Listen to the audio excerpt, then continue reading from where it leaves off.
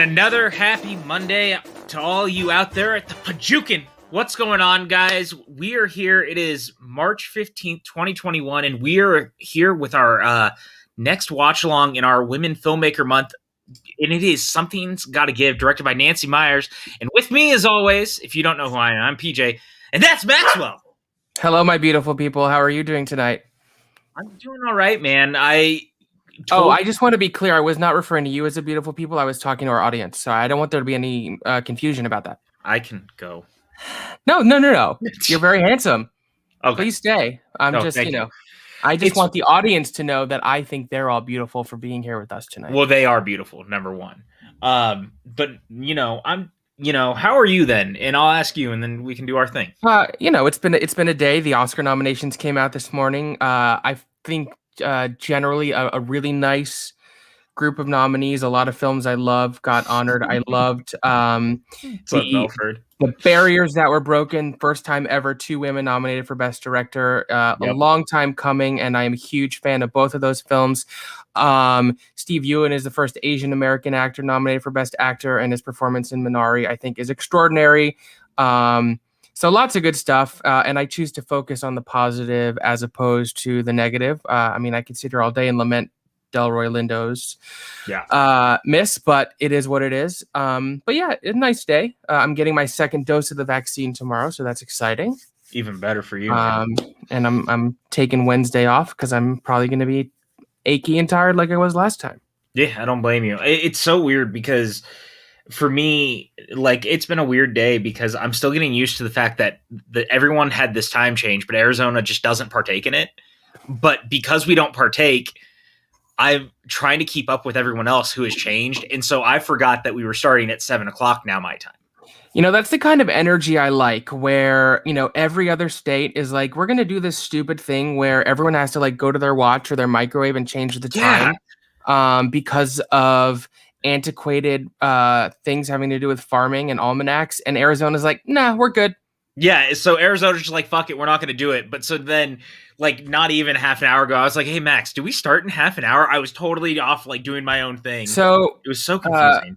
It wouldn't be a show here on the PJCN without Reef asking about your shirt. Now, he asked if it's a Never-Ending Story shirt. I don't think it is. No, Jason Voorhees was not in a Never-Ending Story from what I can remember. No. If he had been, that would have been awesome, but it would have been a very different movie. But we have a lot of awesome stuff coming up. So let's look at the slate before we bring on our guests and start this movie. Tomorrow night, we're not doing anything. Yeah. So enjoy your Tuesdays. Wednesday, Suddenly Soundtracks is doing really cool special episode, Chris Clark's show.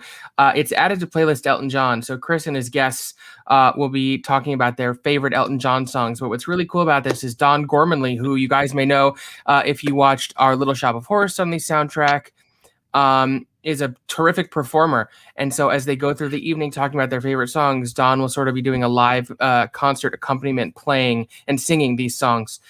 It's going to be a real treat, a real special show. I was supposed to be on it, and then Chris was like, because of the performances, I think there's one too many and you're on a lot, so don't be on it. And that's okay. I'm okay with that. So be sure to... Oh, real quick. Sorry. No, please. It's going to be great, number one. But number two, this is the kind of energy we need to bring more of in the world. The microwave is going to be wrong until the clock changes. I saw Craig the Barbarian say the other day, finally my microwave is the right time again. We need more of that type of ingenious thinking in the world. I got into an Uber last week or the week before, and I was so worried that I was going to be late to where I was going because I looked at his clock, and then I looked at my watch and I was like, oh, you haven't changed your time since the last time we did this stupid time-changing thing. Tomorrow, though, we don't have a live show, but tomorrow is the release of Box Episode 7, Drunk. This is a St. Patrick's Day themed extravaganza wherein Sean, Kristen, and myself get utterly sloshed. For your amusement. For your enjoyment. I can't believe we made 7 of these. I honestly am still trying to reconcile with the fact that we made a episode of Box. And now we're on episode 7, and there's recurring characters, and there's been to be continues. It's like a whole thing that we're doing here. So, and I just want to tease. last night we may have birthed something in the vein of Box. If you follow Sean on Yeah. Twitter, or any of us, because we all retweeted it, he said lightning may have struck twice. So stay tuned for April 16th. We have a new show that could even end up topping Box in its batshit insanity and potential for hilarity. But also, I think what's going to make it really special is it's going to have a lot of heart and earnestness. Yeah, and a lot of drama because people love a good telenovela. So much drama. That's all I'm saying. Okay. Thursday night, we are off. However, there is Ramble On, of course, which is at 5 Pacific, 8 Eastern. And also on Thursday, if I could plug for myself real quick, I'm going to be on 2 shows on different networks. I'm going to be on The Whiskey Jedi with Jake Berlin over on his channel, the show where we talk about whiskey and Star Wars, 2 things I like. And then in the evening, I'm going to be on The Family Show with Jeff and Ferris and Buck. That's their new show where each episode they break down one of the Fast and the Furious films. And of course, I got to pick. And Thursday we're talking about Tokyo Drift because you know, PJ, how much I love and think Lucas Black is a major star, a major film star. A major film star in a major motion picture franchise that has spanned 9 films with a 10th on the way. He's also coming back in one of them. The 9th is technically still on the way. So. Well, I'm including Hobbs and Shaw in the bigger universe. Yes, fair. Okay. Yeah, so we like Shane Black around here, at least as that character. Maybe the less said about Shane Black on Twitter and in his I believe you mean Lucas Black. Or Lucas Black. Shane Black is the director of films such as Iron Man 3, I'm having a day too. And Kiss Kiss Bang Bang. I'm an idiot. So yeah, the Pajukin is off that night, but I'm on. So if you want to see me be on, that's where to go. You're always on. Let's be real. Friday night, we are doing a watch along. We're not announcing what the title is yet. Stay tuned to our other shows and our social medias for that. Saturday, the Water Cooler Chat is back because Friday, the Falcon and the Winter Soldier premieres. So be sure to join PJ and myself and Sean and Dwayne and the whole crew as we break down the premiere episode of Falcon and the Winter Soldier in unnecessarily gory detail. Sunday night, the Unwind will return, and I do believe that the majority of it will be spent talking about Zack Snyder's Justice League. Yeah, that's a pretty good full spoiler breakdown of all of our thoughts on that film. Couple other notes. Next Wednesday, the 24th, it is the 1-year anniversary of the Pajukin. As you can see, all of these incredible people who have been major contributors to the channel over the last year. But not only that, PJ and I have gotten together and amassed just an extraordinary roster of guest stars. So a little inside baseball. Normally we stream from a platform called StreamYard. You can have a maximum of 10 people on the screen at once.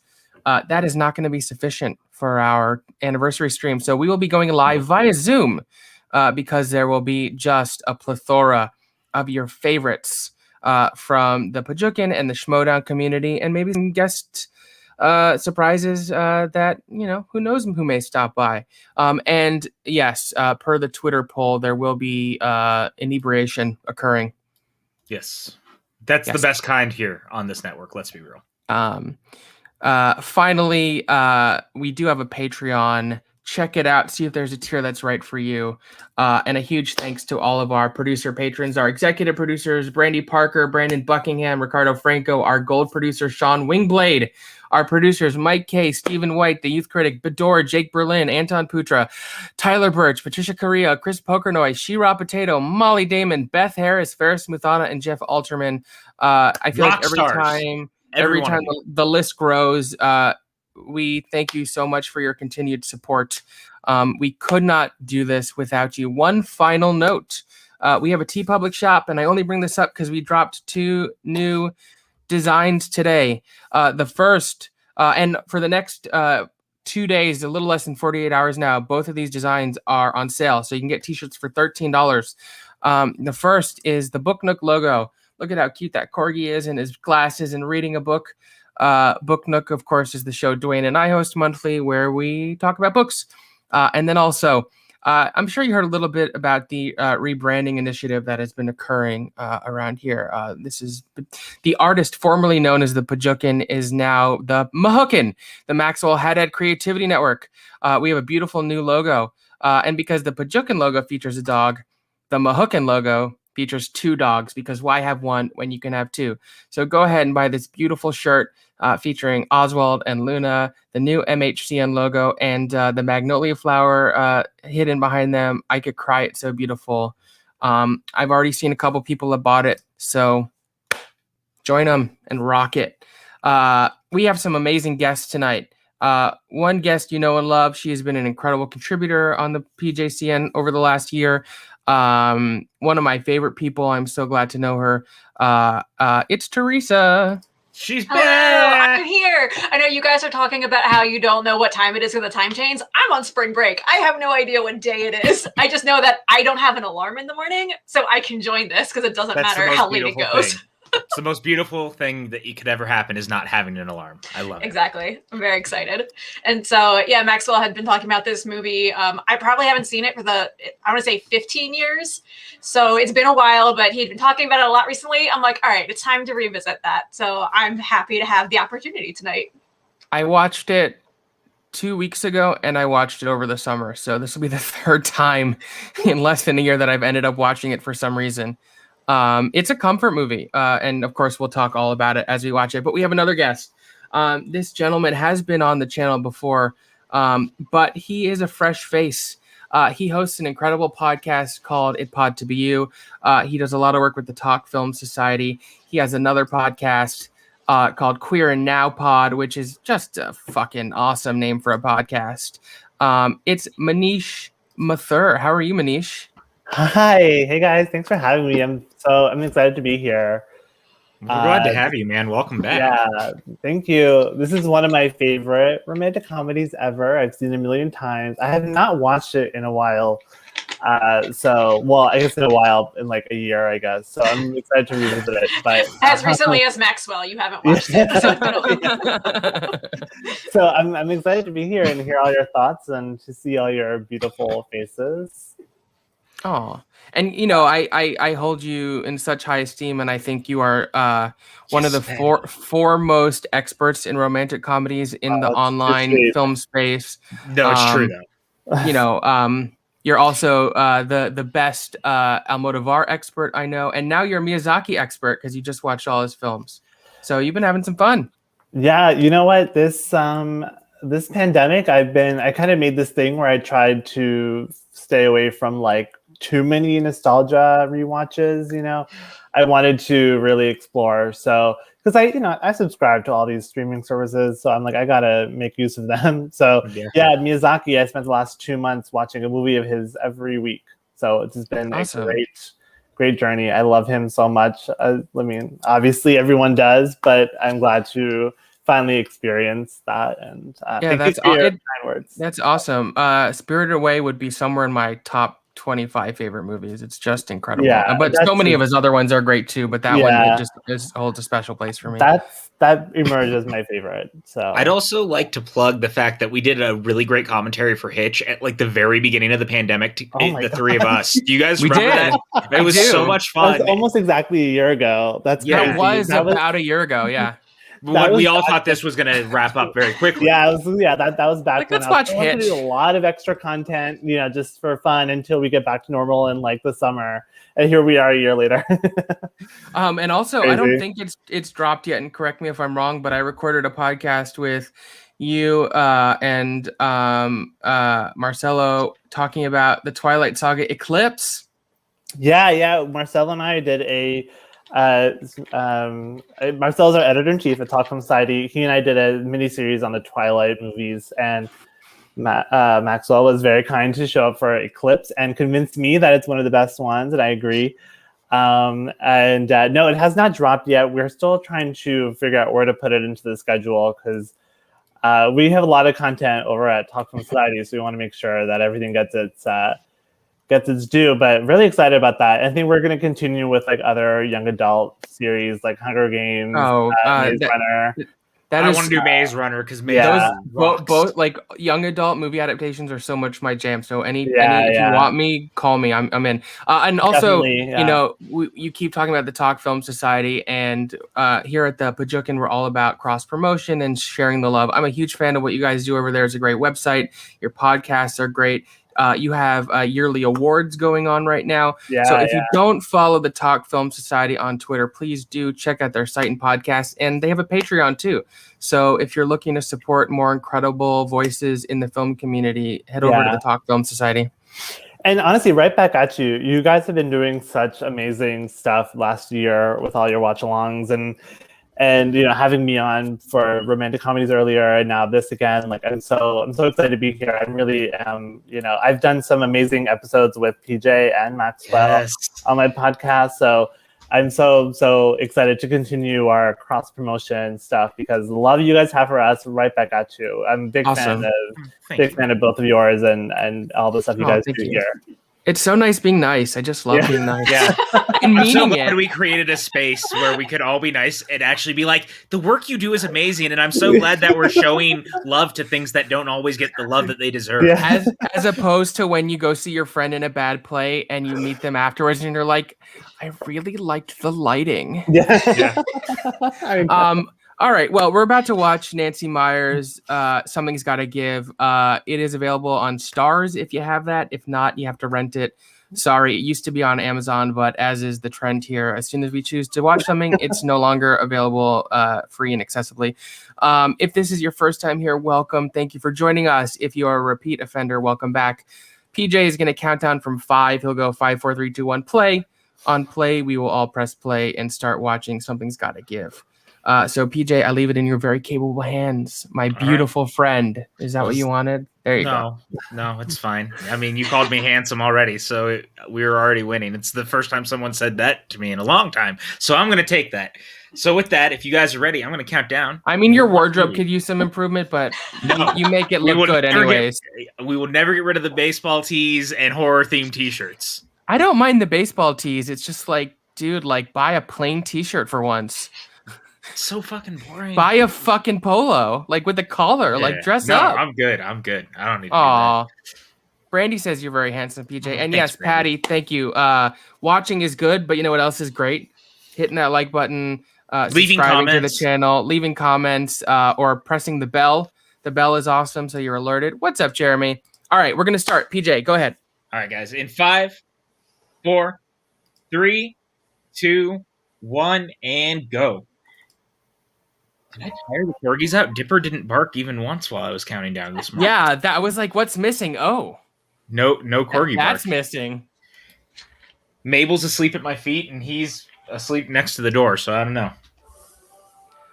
They've had Sometimes movie company logos with their fanfare make me emotional, and that just did for some reason. I'm like, we're watching a film. Yeah. I know that lady.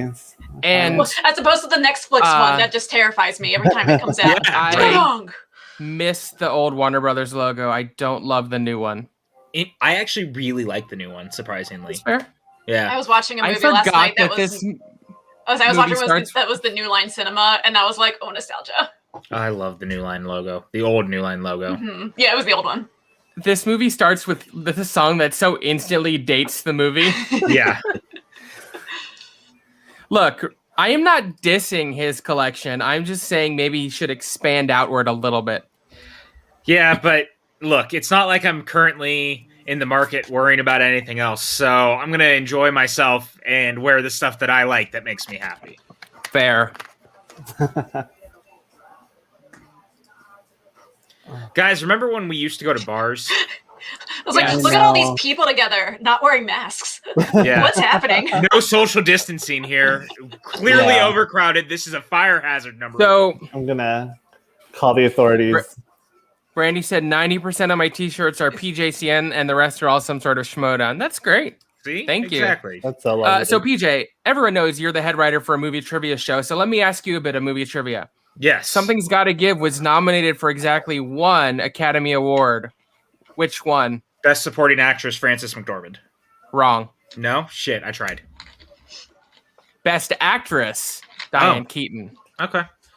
Well, what's so funny, too, and you and I have talked about it here before, is that so many of the comedies and stuff are where this, supporting actors and actresses get nominations. So that's why I immediately went to that for that reason, because I'm used to that.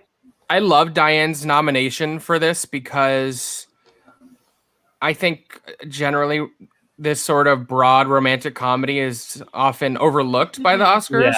Yeah. And I think there's so many great performances in them. And Diane's work in this is fantastic. And I remember I saw this in theaters, and I remember back in 2003 being thrilled that she got nominated. Well, Yeah, especially if it gets more eyes on a movie like this that people might write off because they're like, oh, it's just a generic rom-com. I don't need to see right. that. So like, anything that gets more attention to sweet things like this. As good as it gets, similarly, right? Because if you think about it, As Good as It Gets got quite a few nominations and wins. And I mean, it wins. won like the two top awards for actor. I just want to put this out there from the start. You know, a big part of this movie is about how Jack Nicholson's older man character dates a lot of young women. Jack is sexy as hell in this movie, and no one will convince me otherwise. No, Dude, he's been sexy as hell since he was young. Let's be real here. Since the Andy Griffith Show. Jack Nicholson in any decade, any genre, smoking hot. I don't care what he's doing. The Shining, Chinatown, As Good as It Gets. This movie, I am all in. And Amanda Peet, when he's doing his rat face in The Departed. Yeah. It's so funny seeing Amanda Peet in this because for a while she was like a real hot commodity, and it was right around this time when she was doing this and the whole 9 yards. Well, if we're talking about Love. attractive people and real hot commodities, Amanda Peet looks good in this movie. Yeah. And also, A Lot Like Love does not get enough credit. I really enjoy that movie. Yeah, me too. Underseen that movie. A Lot Like Love. Ashton Kutcher. Yeah, it was her. It was Ashton Kutcher and Amanda Peet, and I don't think it did very well. I think it might have even been more of a limited release. And it was more on the serious side of like a dramedy than it was like a standard rom-com. I don't think I've seen it. Yeah, it's like a When Harry Met Sally type, I think, where they're like friends, and then they fall in love. I remember this. I remember this poster very well. I have not seen this movie, but I'm going to add it to my list. Iconic 2000s poster. Yeah, It's a good movie, man. It's not just that she's beautiful. I mean, she is, but just the way she like carries herself. So cool. You know, and that jacket throw that she did. It's like, and the thing she does here with the belt. Yeah. It's just she gives me strong Jennifer Aniston in the 90s vibes when Aniston came out, and the way she could carry herself in a room like that, where you're like, she is single-handedly like the boss and also the hottest person in the room, and they know it. Yeah, exactly. Jennifer Aniston can still carry herself like that. 100%. But I mean, especially in the 90s, coming off of Friends, like... Well, and also at the same time, they're still approachable though. Like it's not. It doesn't make you feel like they're like amazing, look like that, and I can't even like go near them. Right. Oh man.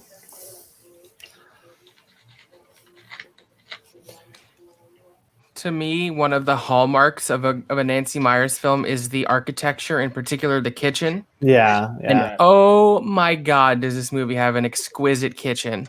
Well, like, so this before is my dream kitchen. Yeah, so before we started, I was saying that I remember like vaguely the plot and stuff about this movie, but I'm like, I remember the house. I remember this kitchen. Look at this kitchen. Look at that huge island. Look at the cabinetry, the stainless steel refrigerator. It's just... And look, it's Frances McDormand, who today became the first ever actress to get nominated for Best Actress and Best Picture for producing and starring in the incredible film Nomadland. Yeah. So, and what is this? Her third Best Actress nomination? No. Oh, Best Actress maybe. Yeah, just I think it's Best like Actress. Fourth or fifth. I was saying just strictly Best Actress. Well, she's won twice. Right. Or maybe she was nominated for supporting for Mississippi Burning and North Almost Famous and North Country. So yes, this is her third leading actress nomination. See, but I know my facts sometimes. Her seventh nominations overall. Good for her, man. And I love her in this movie because it's almost against type for her, because it's just mostly like a fun, frothy kind of role, and it just seems like she's having a good time. Yeah, but you know what's crazy about her in this movie is like I remember every single one of her scenes and dialogue, but like she's only in it for like this first act, right? Like she kind of just disappears. She comes back a little bit, but she makes an impact. Yeah, she really does. Yeah. And those pigtails are just so adorable. Well, it's like, it throws me just seeing her come in as someone who's just like a very casual person. Because when I think of her as a movie roles, like, casual is not the word. Yeah.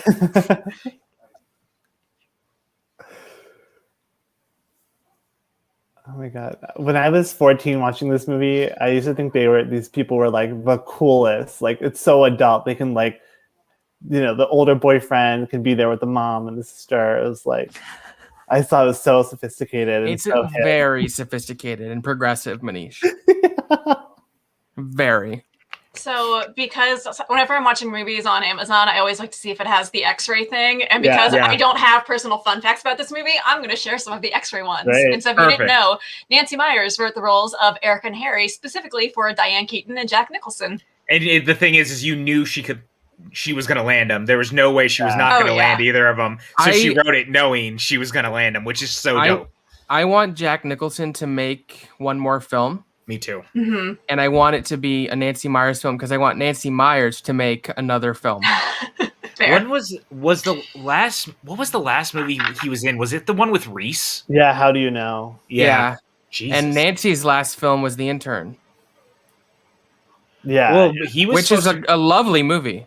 He was supposed to come out of retirement for that Tina Fey remake movie of Tony Erdmann, but it fell apart at Paramount. So, but I feel like because I don't know if it was on her Instagram or in a relatively recent interview, Nancy was talking about how she felt in the current ecosystem of Hollywood there wasn't space for a filmmaker like her, and I could not so strongly feel like a package deal with her and Jack is like right up Netflix's alley. Or even HBO Max. HBO Max would be the perfect place for something like that because they're curating that shot of Amanda Pete's derriere and then Jack and the ice cream is such funny filmmaking to me. So funny, yeah. Also, I'm obsessed with this little market. I want to go there and buy like that baguette, and I want to buy the meat and like give me a half pound of tuna salad.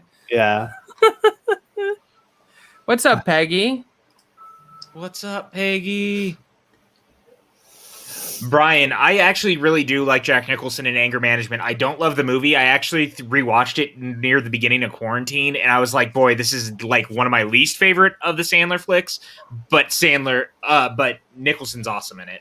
If you are looking to expand your Jack Nicholson filmography, if you have not seen 5 Easy Pieces, that film's fantastic, from 1970, one of his best performances, and I think it's a great work of American cinema.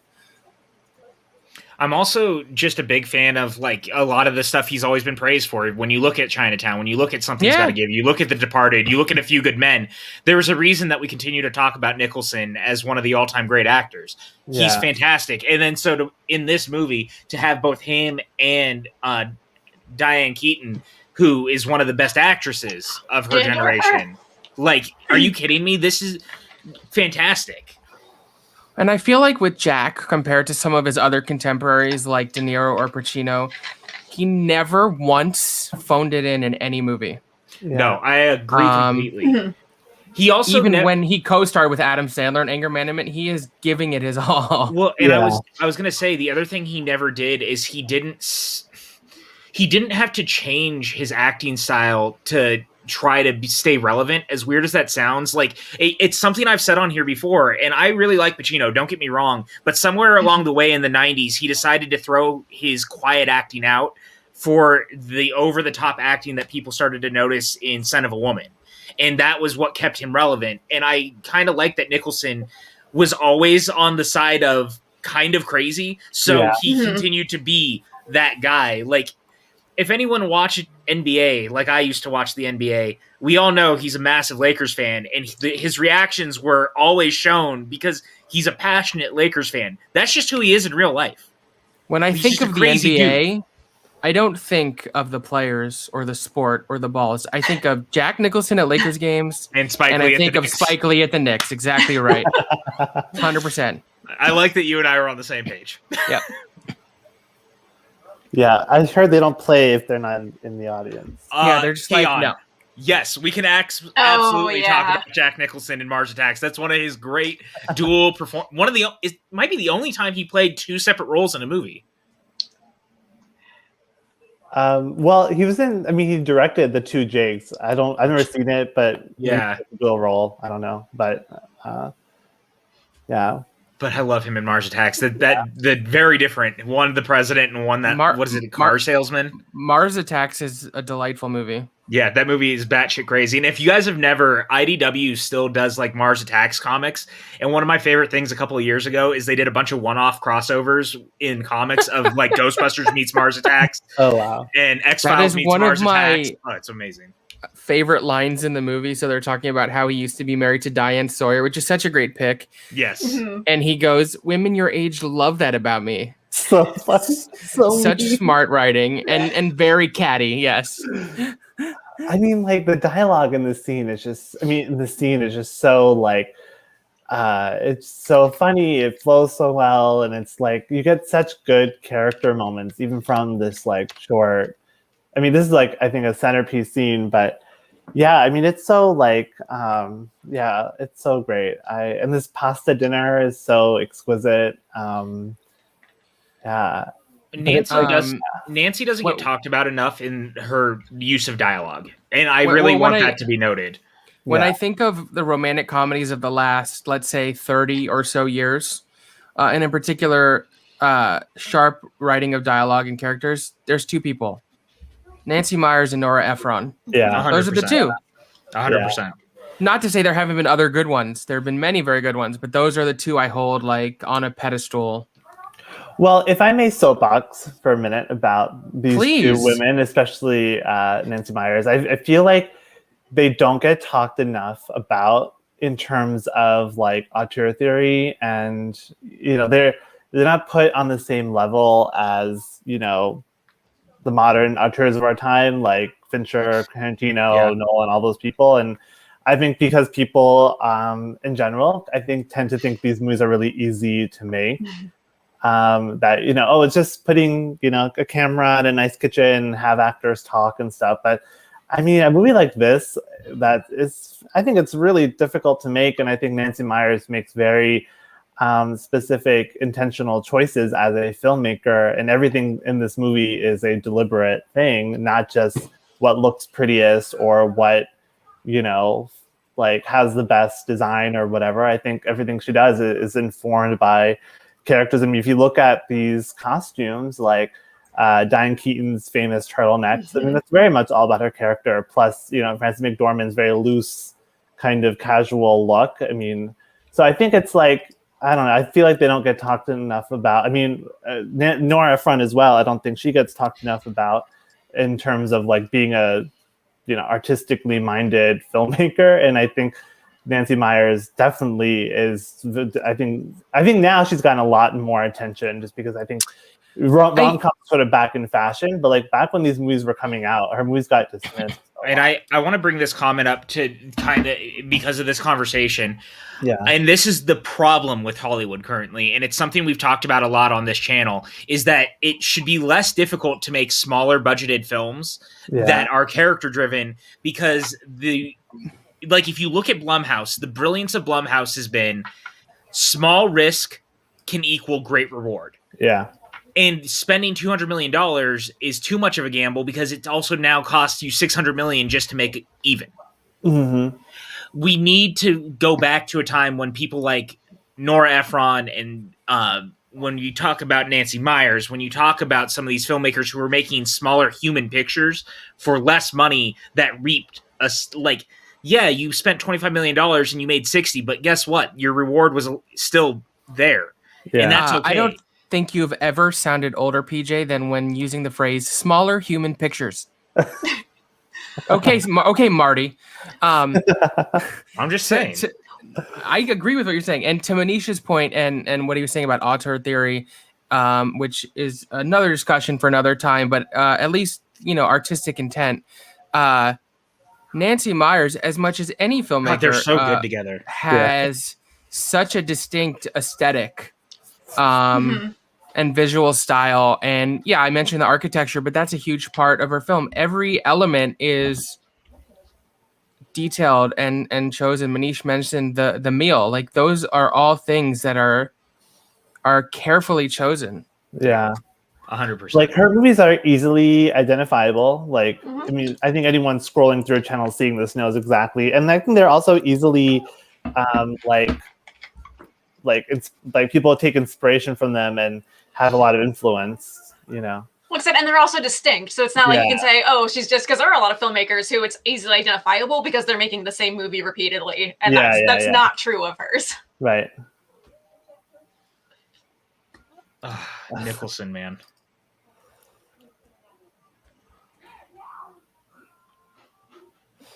I also love that subtle bit of work is like how not useless.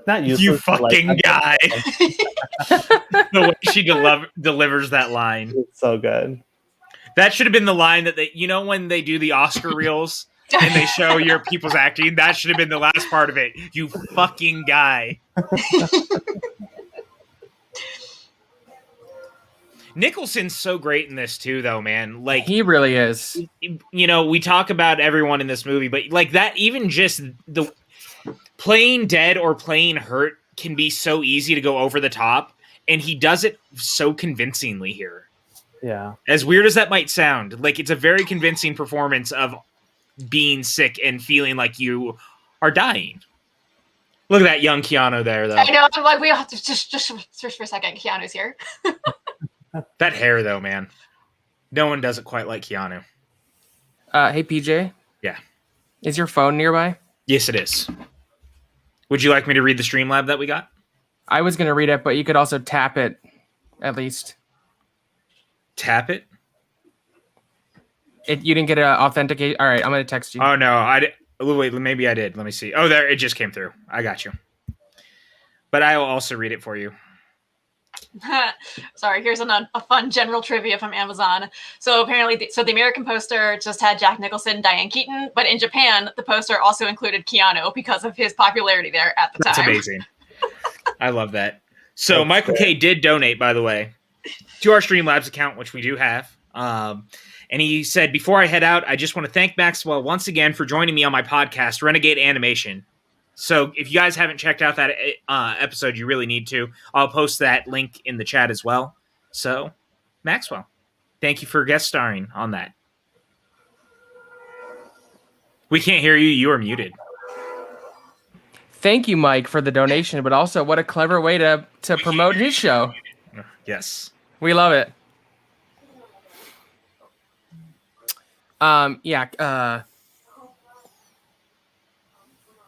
This is one of Keanu's best, sexiest roles. Jeremy, I agree, and I believe he is actually a vampire. Just throwing that out there. I agree that he's very, very smoldering in this movie.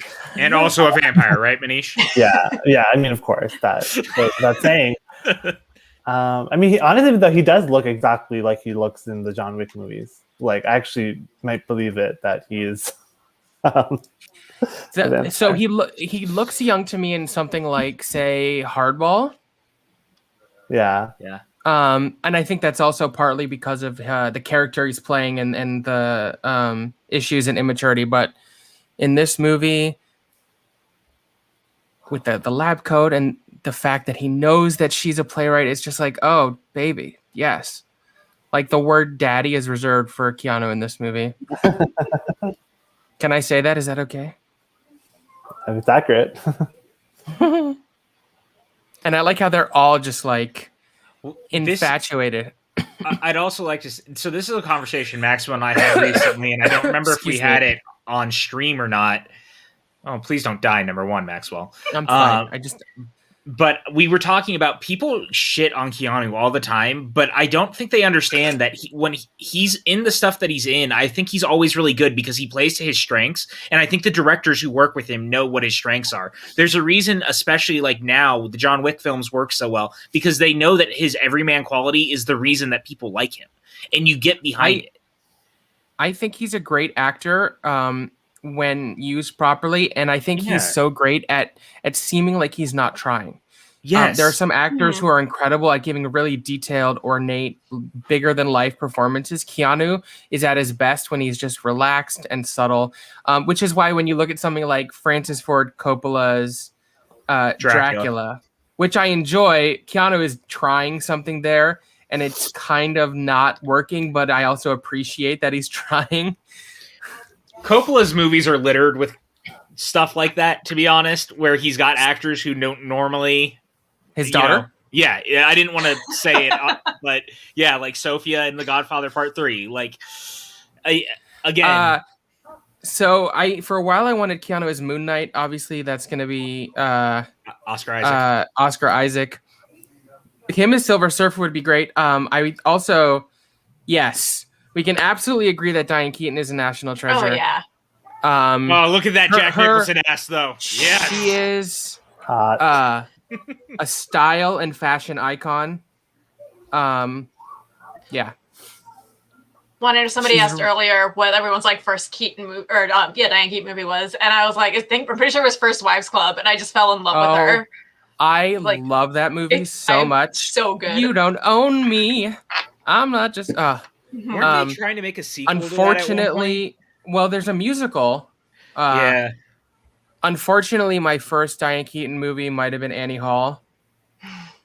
I think mine. I forgot Favreau was in this. Favreau for everything, number one. Yeah, Jon Favreau is just randomly in this movie. I totally forgot he was in this. I mean, first Diane Keaton movie. I think mine was probably this movie. I know what mine was.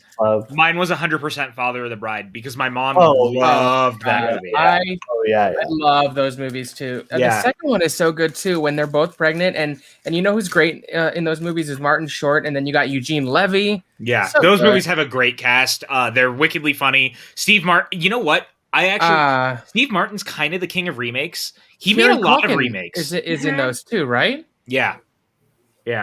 But Martin made quite a few remakes in his time, and I always thought, like, for better or worse, not all of them were great, but he was always good in them. Like, even the Cheaper by the Dozen movie was fun because of him.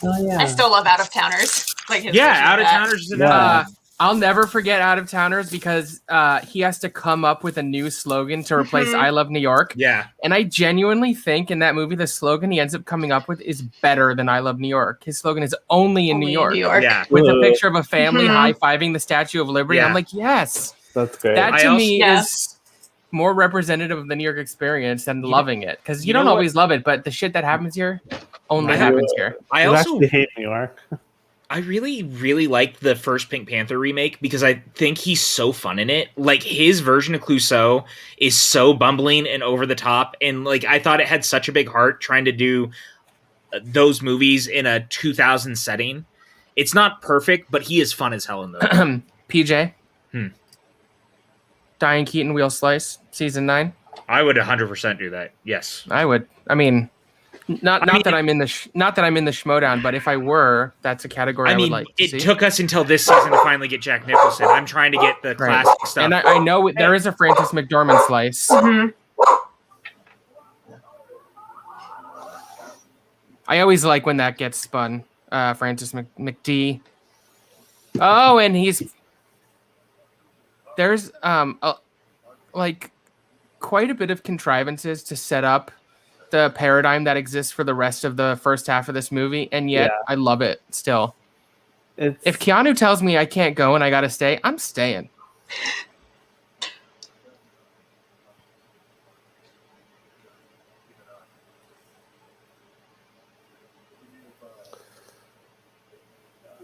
I think what's so funny about this movie is just like this they're just such good at clashing with each other, you know, Diane Keaton and Jack Nicholson. I am always gonna love her in Fargo, but she is great in Almost Famous too. Make good choices. But probably Fargo. But she's incredible in everything. I really love her. Honestly, I'm such a big fan of Nomadland. It's possible that after having seen it a couple more times, that could be up there too. This is a very small role, but she's pretty fantastic in Hail Caesar as the editor. She is. Oh, yeah. She's also very good in Moonrise Kingdom.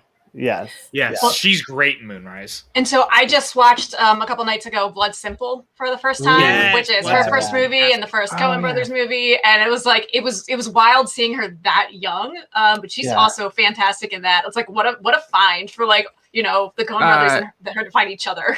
Yeah.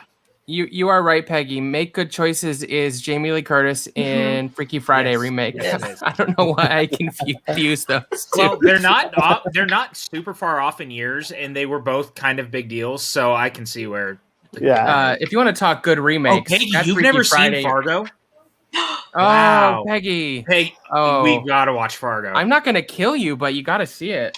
Fargo's like, and the TV show too. If you guys have not seen the Fargo TV series, yeah. Well, we were talking about Fargo the other day because when we watched The Invitation, John Carroll Lynch is in it, and one of his very first roles was as Francis's husband. Yep. In Fargo. Brandy, you've never seen Fargo either? Oof. Wow. All right. Well, we're gonna do a watch along at some point. Yes. I'm pretty sure I'll it's definitely actually do that. streaming too, so that probably Today maybe. That's true. We'll schedule it and it'll stop. Yeah, it'll get taken off immediately. Brandy's never seen it, or Patty's never seen it either. Our chat is full of people who have never seen Fargo. If you watched the Christmas episode of Box, I am wearing a Fargo the TV show beanie. I have that beanie somewhere too because I got it. It came with the first season. Yeah. Yep, 100%. Bought the first season on Blu-ray. Got the beanie. Yep. Which do I use more often? The beanie. Yep.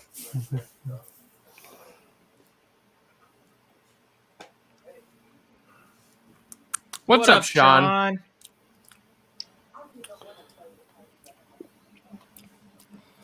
I love that he's a hip hop label executive.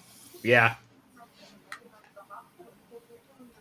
And Reefism, I agree. The Fargo TV series is great. That's why I'm saying people need to watch it too. Like, I'm such a fan of it.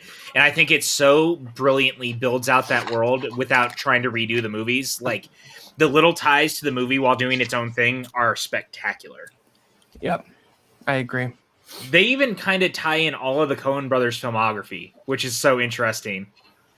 They do some very clever things. Yeah, I don't want to say too much if people have never seen it, but good show. I was super skeptical. Like, Me that's too. the movie you're going to make a TV show, and the way that Noah Hawley. Thank you, did it. Yep.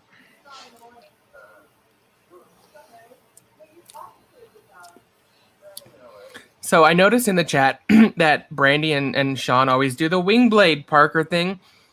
And I know Brandy's last name is Parker, and yet every time I see Parker, my mind goes to Robert Parker. I was doing the same thing. I was scrolling. I was like, do you remember? Because to me, Brandy is Brandy, but Robert Parker is always Robert Parker. He's not just Robert. Manish has no idea who we're talking about, and that's okay. No, I love all these people. That's It's weird because my mind randomly goes to that Jennifer Lopez, Jason Statham double bill. I'm just kidding. Do you remember that Parker? movie? Yeah. Yeah. I have seen every movie Jason Statham has been in. Me too. I saw a test screening of that movie. I am ashamed to say that. I love Jason Statham, man. Whatever. Brandy loves you too, Manish. Oh, thank you. Oh, Jason Sean loves you Statham. too. Jason Statham also needs a wheel slice. Just throwing that out there. Well, what He's you got should more do, than enough movies. I propose in a similar way that you have Matt and Ben do Jason and Jet That's good. because they've been in so many movies together. Yeah, they've done at least 5 together. I probably just. This was a trailer moment, by the way. I'm pretty sure if I remember. Yeah. Now, is this movie rated R? No, I'm pretty sure it's PG-13, and I was about to say that's one So of the I few. think this and Titanic are like two of the rare PG-13s where you see breasts. Yes. I'm sorry, it's so funny. Jack, get it together.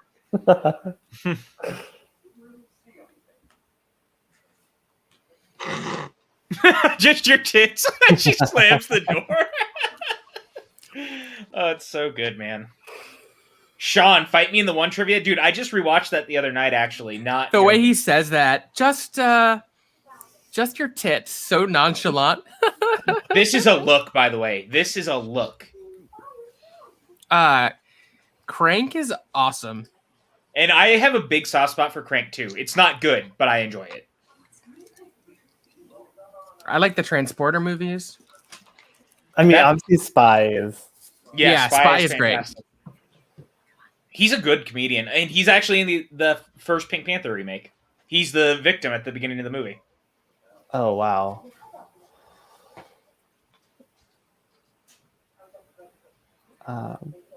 Were you saying her black outfit is Yes. a look? Yeah, this is very much a you just saw me naked. Yeah, Exactly what I Covering meant. everything. She's in mourning. Yeah. She's grieving. Well, it's like, because even black, a funeral when it's for all herself. black, you can't see any shadows, you can't see where any curves are. It's just.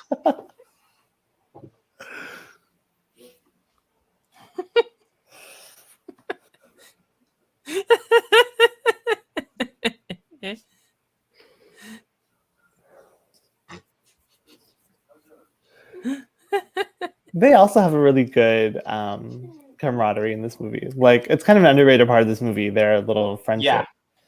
I think that's the thing about Nicholson's movies that I've always liked is that over the years, as he started becoming more of like a supporting player with other people, he bolstered a lot of young Hollywood talent in movies and made them as good as him in things. And I always thought that one of the beautiful things about him as an actor is he plays to the strengths of the people around him. Mhm. So when you look at The Departed, whenever he was in scenes with Damon or DiCaprio, like he bolstered them by matching them or helping them match him. Well, it's like, 'cause I think he knows, like I said, he obviously has a lot of confidence in himself, but like he also always wants himself to look good, and you look good not by trying to show up somebody else, but by like getting them, meeting them where they are. So at least the tone of the scene is consistent. So I think, he knows if the more I give to you, you're going to give that back to me, and we're all going to look good. 100%. That's such a great point. I mean, he's one of those actors like Denzel Washington, Meryl Streep, like Tom Hanks, that just like what is so generous and makes everyone look good, so that it just makes everything better. Yeah, totally agree. That's a great point. It's so funny too, because I don't know if any of you guys watch Greyhound yet. Speaking of Tom Hanks, but that is a movie that's full of almost all unknown actors other than Hanks, but he lets every single one of them play to his level at different times throughout the movie, and it's 90 minutes, and that's just awesome. Like that's what you like when you see stuff like Hanks is an incredibly generous actor. Mm-hmm. And Jack is too, and I'm still upset in so much as one can be upset about something insignificant that happened 15 years ago, that Mark Wahlberg got nominated for an Oscar instead of him for The Departed. Yep. I'm still never going to understand that. I'm really not. Because I'll say this, not that we're watching The Departed, but Mark Wahlberg is so clearly the fucking weakest link in that movie that he got the nomination has never made sense to me. Like, Baldwin is better. Patriot Act. Yeah. This scene of him trying to get up the stairs, oh my god, it's funny. And the music that goes with it is incredible. I literally think about it every time I go up this flight of stairs. Also, I can't hear that song without thinking of Hitch, by the way. Because Hitch. Oh man, Hitch is so good. I just watched that again. It was on TV. Oh wow, Peggy thought that Wahlberg good enough for you, Peggy. Good for you, Peggy. It's no secret that Mark Wahlberg is my least favorite major actor for many reasons. I just don't like him very much in that movie. Like, there's other movies I like Mark Wahlberg in. I don't like Mark Wahlberg. I begrudgingly tolerate him in certain movies that I love, but generally I find him. You know what movie of his I do off-putting actually presence like is Shooter. I have a real soft spot for that movie. I like Boogie Nights. I like The Other Guys. The Other Guys is fantastic. That's.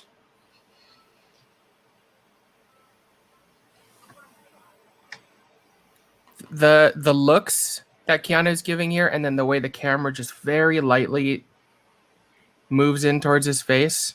Yeah. And I remember seeing Rockstar in theaters, and I could not tell you anything about it other than his hair. I honestly don't have a proper qualitative assessment. It's been so long. Yeah, I haven't seen it since it hit DVD, probably, if I'm being honest with you. I think Jennifer Aniston's in that movie, though, right? Is Timothy Spall in that movie? Maybe. I also agree with Keon. The fact that Marty's first Oscar win was for The Departed is Mhm. crazy. But I'm glad that the Academy seems to be moving away from doing the lifetime achievement thing. As much as it also breaks my heart that Stallone didn't win for Creed, like I'm glad that they're doing a thing where they're actually giving the other people awards. I agree. Although I don't think Marty's win for it was undeserved. No, definitely not. There have been certain other lifetime achievement-y type Oscars where I don't think it necessarily was deserved, but yeah, Marty should have won for Goodfellas. The fact that De Niro wasn't nominated for Goodfellas still blows my mind. He was not. Yes, Timothy Spall is in Rockstar, so I remember something about that movie. Was Aniston also? Am I crazy? I'm pretty sure. I think she was in that. I'm pretty sure Yeah, she is. Yeah. Okay. And Dominic West. Oh, Interesting. and fact. one of my I used the word daddy earlier, and this guy, Timothy Oliphant, is in Rockstar. Forget I about do it. love Timothy He's Oliphant. the daddy of Mhm. daddy. Or as Kevin Smith calls him, all fantastic. I've been rewatching The Office, and his episodes just came out. When he showed up in the season 2 premiere of The Mandalorian with that beard, oh my Oh, yeah. god! I Oh. think now is a perfect time to remind people that Live Free or Die Hard is actually really good, and he is maybe the second best villain in that franchise. Just throwing that out there. He's also awesome in Scream 2, Yes, he's Mhm. fantastic. which is definitely the first thing I ever saw him in. Yes, Yeah. yes. I didn't even, so I was rewatching the Scream movies a couple months ago, and I'm like, I totally forgot that he was in Scream. Like, I usually skip, 2 and 3, and I just watch Scream, and then I Scream love 4. Scream 2. Scream 2, I think, is my favorite. It's not that Fair. I disliked it. I think it's just it never made as big an impact, so I just I skipped over Sure. it. So nothing against the movie, but it'd been so long since I've seen it. I was like, I definitely didn't know who he was the first time I watched that movie. Yeah, so going yeah. back and realizing it was him, it was like, oh, this is I'm not going to spoil Scream 2 if you haven't seen it, but fucking Laurie Metcalf, man. Yeah. Like, Also- that alone It's- makes that movie a must-see for me. I'm going to say this, Jeremy, I don't think it's just a good PG-13 action movie. I think it's a very good movie, and I think that it has been one of the best uses of analog hero in a digital world trying to figure out their place. And the only reason it's PG-13 is because of Fox. It has nothing to do with the production. That's actually why so much of that movie is weirdly audio overdubbed and shit, because of Fox halfway through deciding it needed to be PG-13 and not R. So I like the movie. One of the things I love about this movie and this scene in particular is it takes its time to show the characters. Luna agrees with you.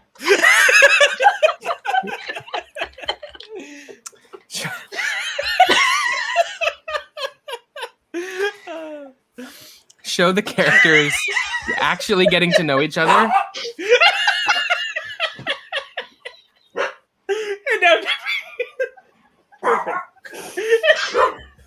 Because there's a lot of romantic comedies where you're supposed to like swoon at a big romantic ending, and you're like, these people don't even know each other.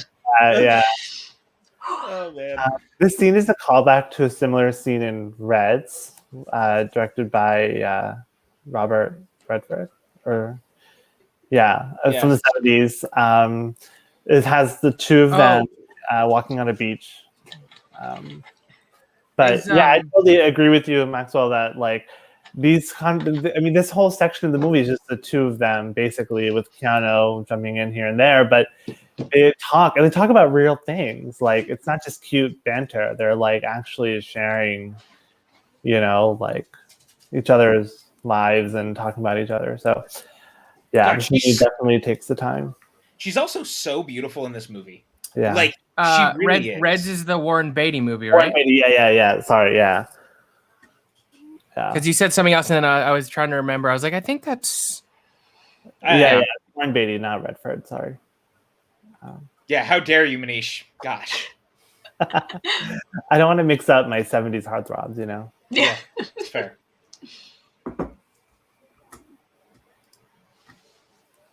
I doubt that you doubt it. I don't know what it is. I just like that line. I doubt that you doubt it.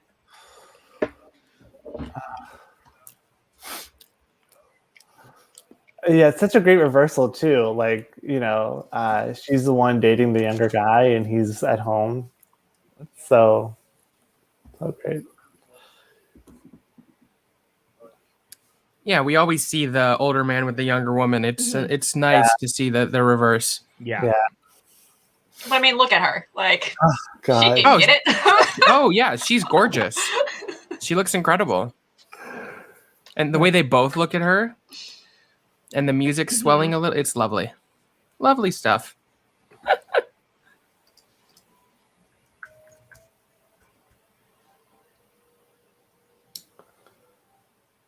Oh, well, if Peggy's still here, I have discovered that HBO Max has Rockstar, so perhaps I will give it another spin.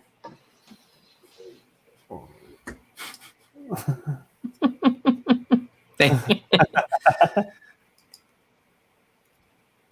PJ. So we could consider that.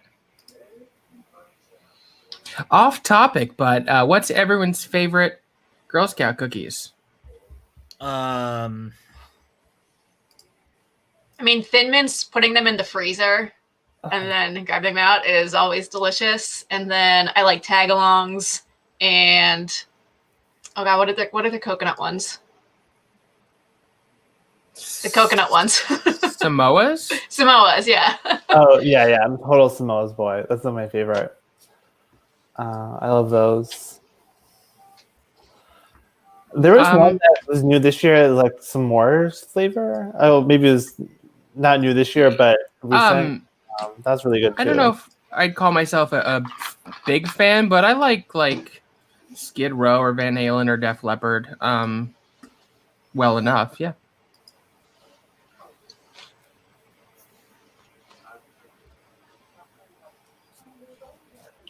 I love Thin Mints, particularly if you freeze them and then eat them.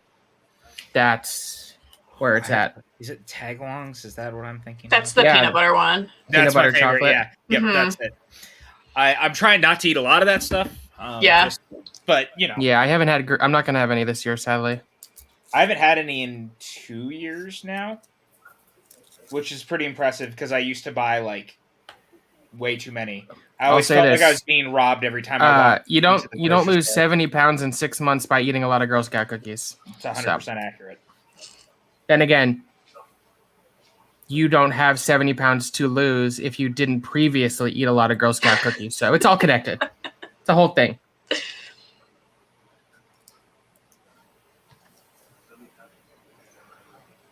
I'm really glad that we have these conversations during watch-alongs. It's what makes it so fun.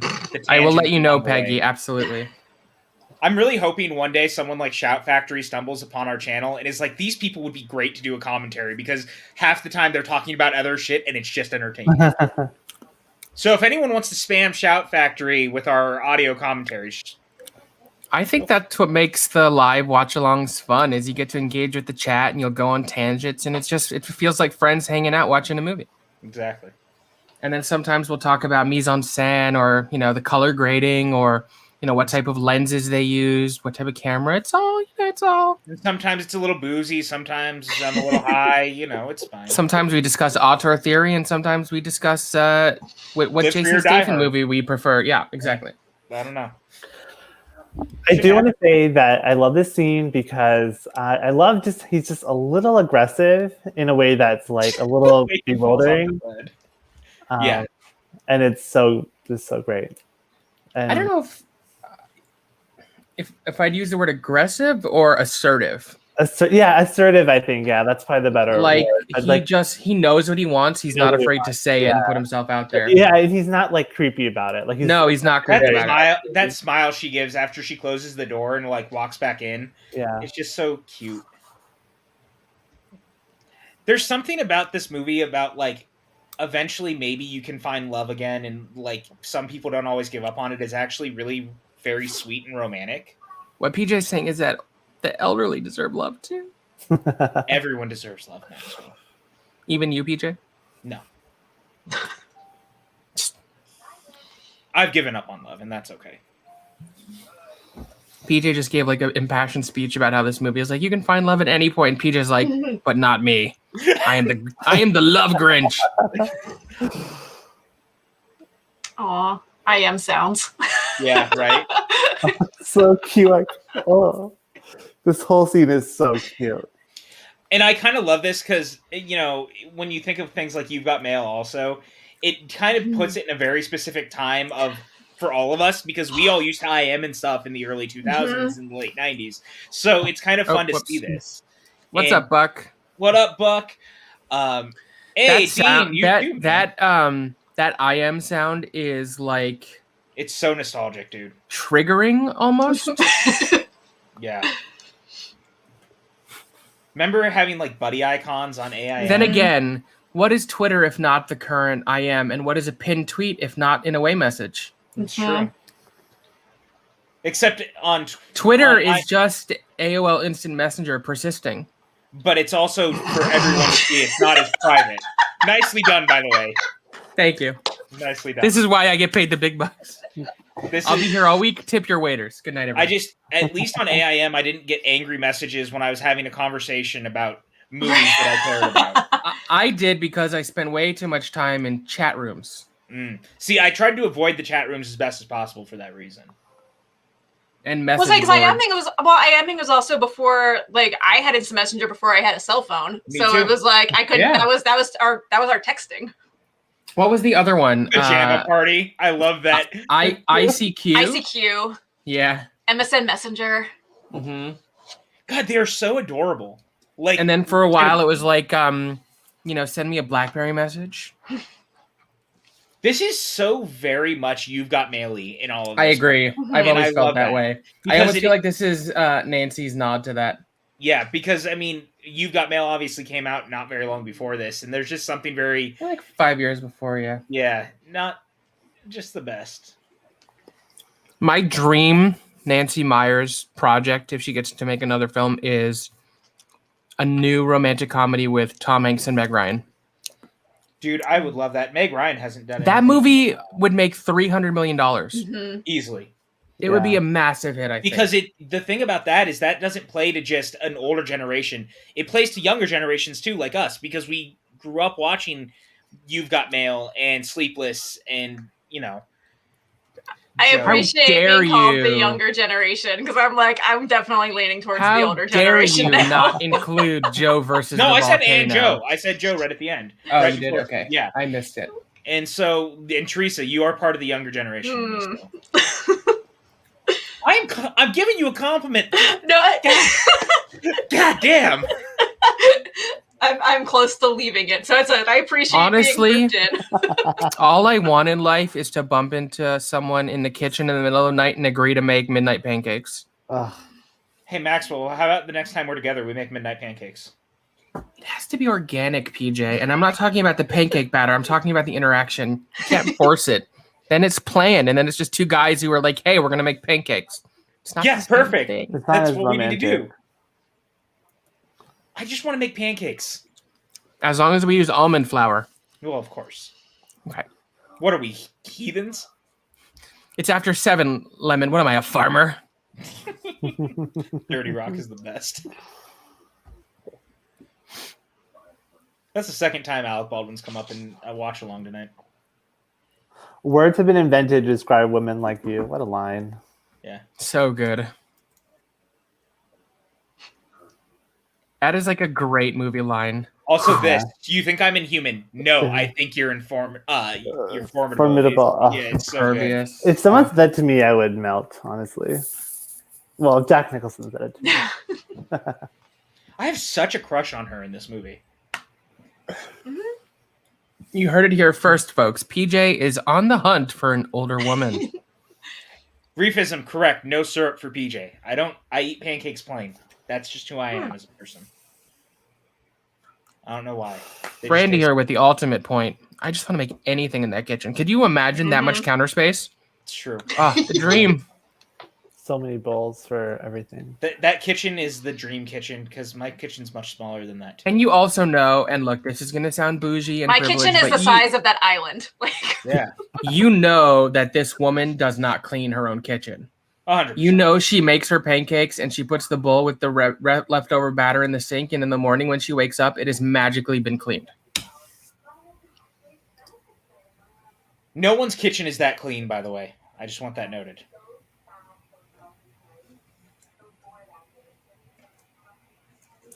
This is so heartbreaking.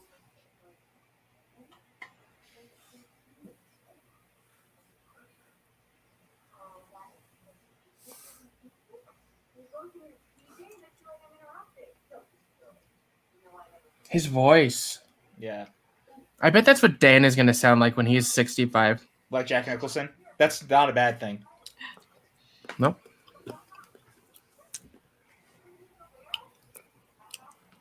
We should really do more audio adventure stuff with Dan. We should just write audio adventures just strictly for Dan.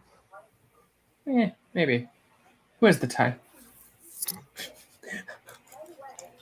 You know, we'll just hire those robots to write like a 3-page script based off Batman or something and just have Dan narrate it.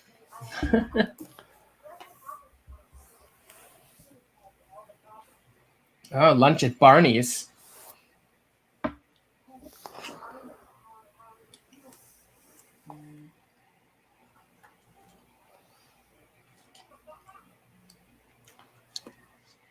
You may not be a kid, but you will always be their kid. God, it's just so sad. And yes, my mom and I have had that fight many times. I'm not a child, Mom, but you're my child. My child. Okay, Same Mom. here. No, I don't. Just so sad.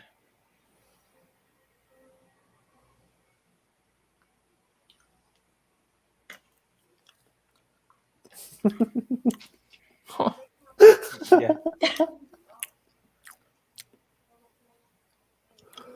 For those in the audience who aren't aware, they're falling in love. It's beautiful.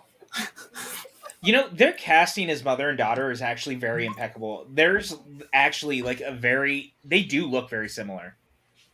Mm-hmm. Yeah, they've got great chemistry. And I love that she sees it before Diane Yeah. Keaton sees it.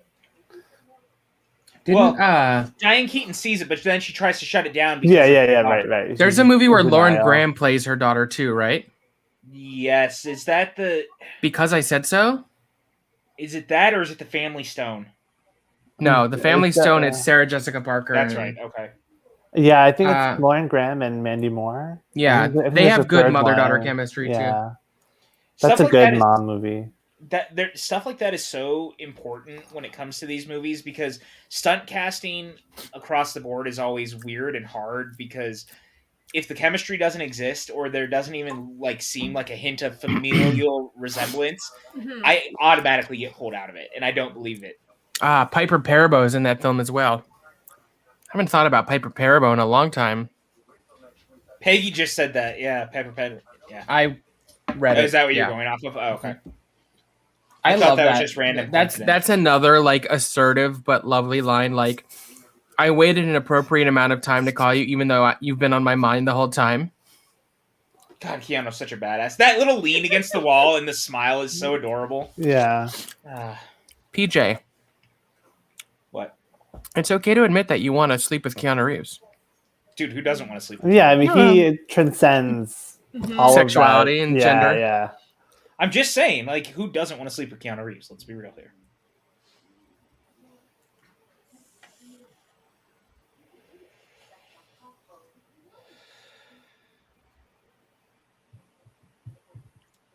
Amanda Pete's cute too.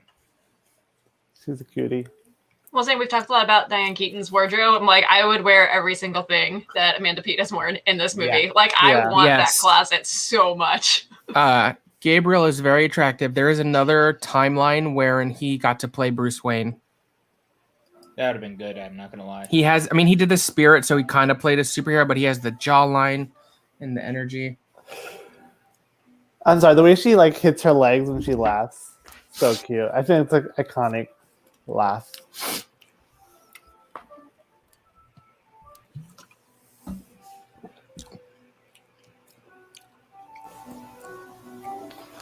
I'm jamming to this music too. The score is nice. Right. I like that their outfits are like alternating with like the tan on. She's got the tan on top and the white on bottom, and his are the reverse. So great. The storm. This house looks even better with a thunderstorm. It does The somehow. lighting outside makes it so. And all of those Yeah. glass paned doors.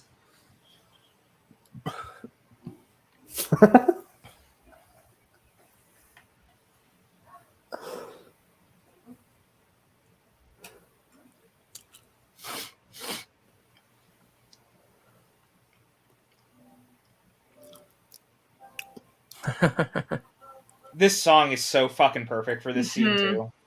Like, dude, so good.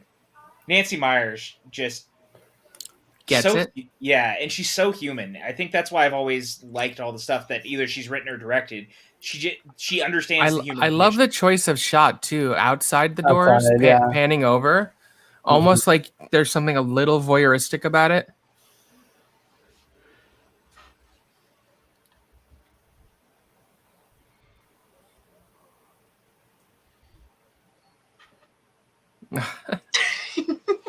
Jack. God damn it. Oh, God. That look she gave him. Their chemistry is off the charts electric. Oh my god. Nancy Myers really could almost have her own slice too. She's written enough movies too, like on top of it. Baby boom. Doesn't Nora Ephron have a slice? Yeah. Yeah. Oh yeah. Debuted last year was new. Yeah, that was one of the first slices I pitched because I wanted Nora Ephron to get more love in the Schmodown. I have a question, Manish. Have you ever seen the Schmodown? I don't believe I have. No. I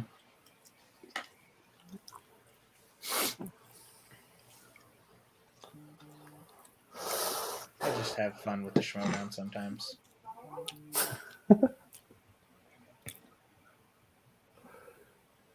This is a great scene.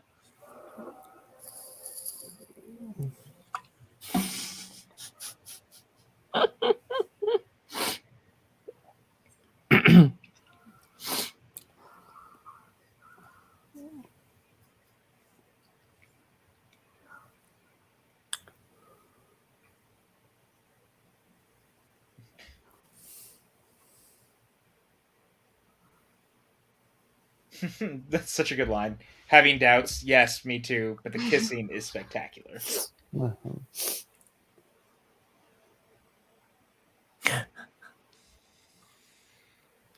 I'm not grading you. Yes, some practice. Even his little grunts are kind of sexy in a weird way. Yeah. Fucking turtleneck. Cut it off. Scissors. Oh my god. So hot. It is really hot. It really is, though. Like, I like it when movies feel comfortable being sexy and not sexy and like, oh, look at all the nudity kind of way, which is fine. Hi, Janine. What's up, Janine? Keanu has. He's hot in this too. Let's be real. Janine, if you want the link, say the word and I'll send you the link. You can come join us. The way that he stops and then he like rips the shirt the rest of the way is just. And that look, Yeah. and she's like, please, please. That neck.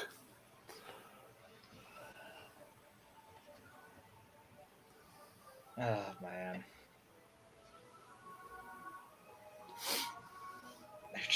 They're so adorable together. And sexy. It's really sexy. It really is. I mean, that's a great thing about having. Oh, sorry. Having a woman Nancy Myers age direct a romance like this is that like she makes people her own age look sexy and desirable, and that gives them this like autonomy and stuff that we don't get to see often. Agreed. I agree.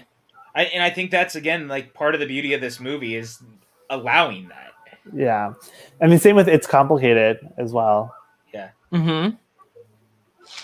His hair when he comes up. She is so good in this movie. It's out of control. Yeah. I'll say, so the one thing that does take me out of, like, you know, we talk about there's like realism in all of this. They would not spend that much time placing all of those candles and then lighting them. Like, those are very, like, distinctly placed. And that's a lot of time there. I love that blood pressure thing and the tossing it in the air. Oh, so good. Janine says you look beautiful, Teresa. Thank you. I miss you. I miss Janine so too. much.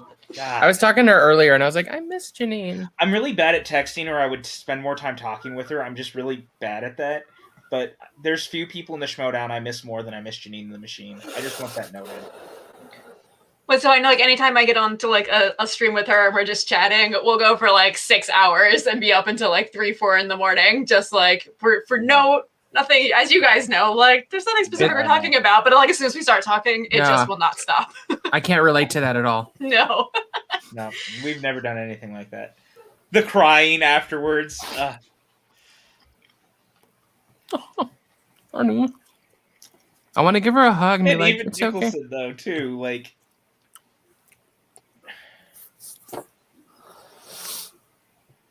God, they're just... Love you too, Janine. Yeah, we love you, Janine. That line and the delivery, it's just, fuck. Well, and here's the thing, what I like about, too, is that it's Nicholson. And Nicholson has always been looked at as an actor who's kind of like the strong badass that men always look at as like someone who never showed emotion, right? We've talked about it a lot tonight. He borderline crazy in almost everything he did. So to actually see a vulnerable moment from him where he's crying and shit is really great and actually super important, I think, on a very human level to show someone like Nicholson would break down and cry too. Yeah. Like, it's so... Even in the context of this movie, the way his character has been portrayed and what we know about him up until this point, to see him find this vulnerability he didn't know was there and say, it's a surprise he didn't see coming. It's beautiful and moving and touching and nice and beautiful, and stuff like this does not get talked about enough, in my opinion. Mm-mm.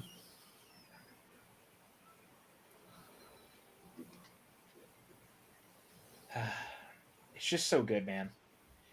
Janine said, shout out to the director of my all-time favorite movie for cameo as Diane Keaton's ex-husband. A hundo. Just throwing that out there. A hundo. I really wish that we had more movies like this, and I know I say that a lot because I just love character-driven stories, but... Yeah. Well, I think we're in a little bit of a romantic comedy resurgence, but they don't make them that much anymore. I think Netflix has done some nice ones. Like, most of them seem to be going to streaming right now, which I think that's the good thing. One of the good things about this pandemic and so much more is going to streaming, as I think it legitimizes what's going to these platforms, the things that are not necessarily going to theaters. So I'm excited that maybe it encourages people to watch them, because like Netflix has been doing some really good things. Well, that's why I think Max... I love... Oh, go ahead. Always Be My Maybe. Also, I've almost mentioned that a couple times during this. I was going to say, part of the reason I think that Max is such a great place for it to go is because... I thought you were talking about me for a second. I'm like, what's going to me? At what did I do? Because when you look at HBO Max, it has a big... Like, they're very big in classic cinema and, like, accruing stuff like that. So to get someone like Nancy Meyers, who is beloved by a lot of people who hasn't really made a movie in a while... And getting to do that, like, come on, man. I agree with this so much. Peggy Longshot is wonderful because it is hilarious, but it's so romantic. They're so good together. I still haven't watched it. I bought it, so I finally PJ. could. I know. I'm sorry. There's a moment where a particular track by Frank Ocean kicks in, and I lost it. Yeah. Yeah, Randy, great. We're not supposed to talk about this. What are you doing to me?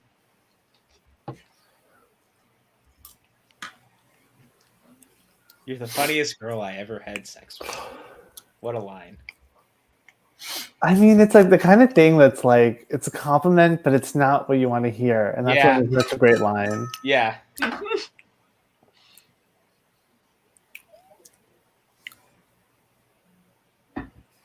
I have seen Someone Great. I liked it.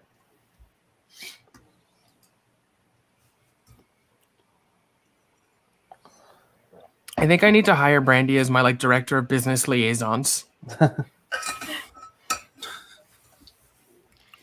That line, "It's perfectly whatever," just is so heartbreaking.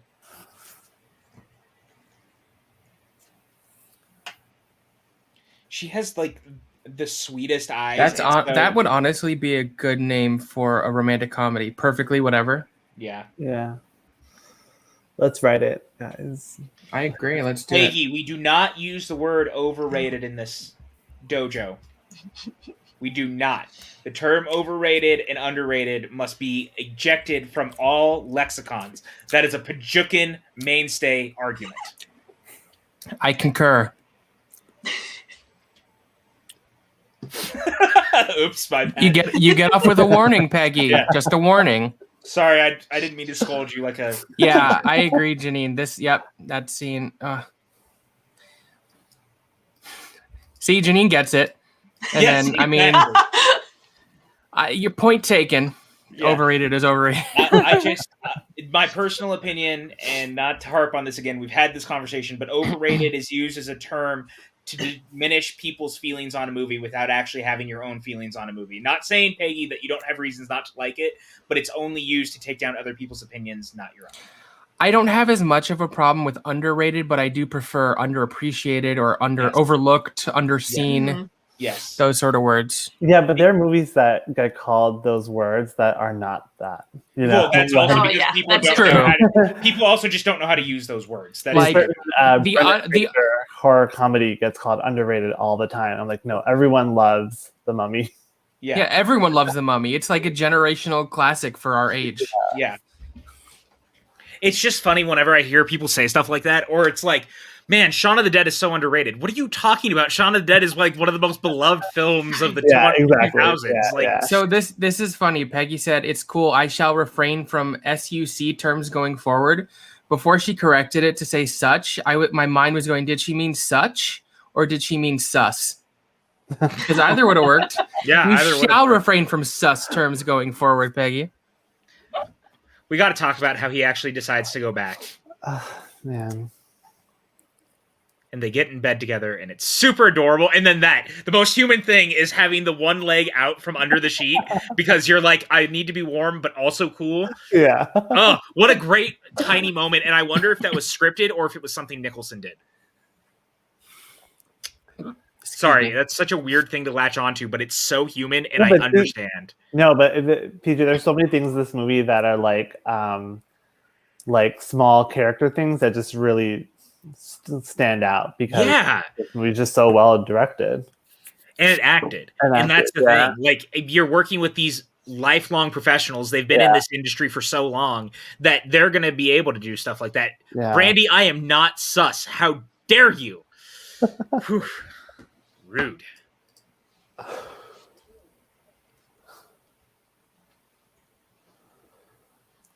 love this song. Oh, how they switch classes is so true because my parents switch classes all the time. And I don't want to ruin it for those who haven't seen it, but the way that it comes back later on. Maxwell, how dare you? I have that was 100% you because I have not touched it. Dean, I've seen PJ play. Yeah, thanks, Dean. Appreciate that. We're on to you.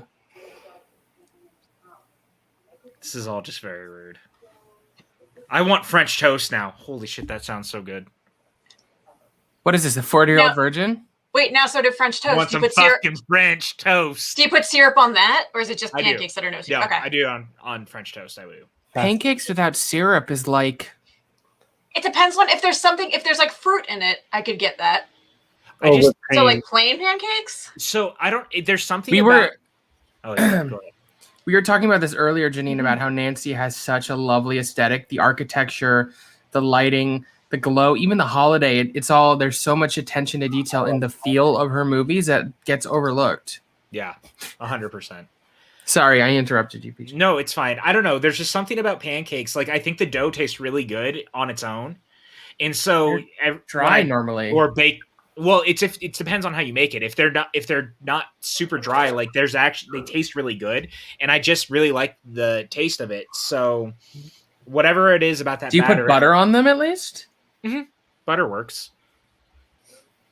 I mean, I'm not saying I won't have syrup on every pancake I have, but I just prefer it. As weird as that sounds, I'm a weird person, and that's fine. I embrace my quirks.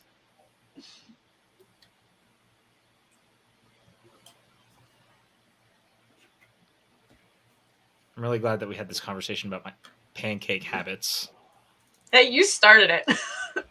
They started it by having pancakes in the movie. So really, Nancy Meyer started this. Fair. And she started this argument with me the year she made the movie and had no idea that it would come back around in 2021. Her mind. Yeah. It's like she knew. There she was writing the screenplay for this film, thinking, in 18 or 19 years, a couple of people in their 20s and 30s gonna watch this movie on the internet while commentating on it and talk all about pancakes. Now, this is a really important question. Do you have any strong waffle convictions? No, waffles are good anytime, anywhere. Syrup, fruit, doesn't matter. Waffles are great. I like blueberries with my waffles. Strawberries with waffles is real good too, though. So I'm one of those people, I have a waffle maker, and I like trying to see, will this turn into a waffle? Ooh. That's my new favorite. That's my quarantine game. Can I make this into a waffle? I love that. Can I waffle this? Yeah. Have you put an avocado in there? I haven't. We have a Mickey Mouse waffle maker, but it makes little Mickey Mouse waffles. It's like one of the ones from the parks where you have four on each side and you could spit. Yeah.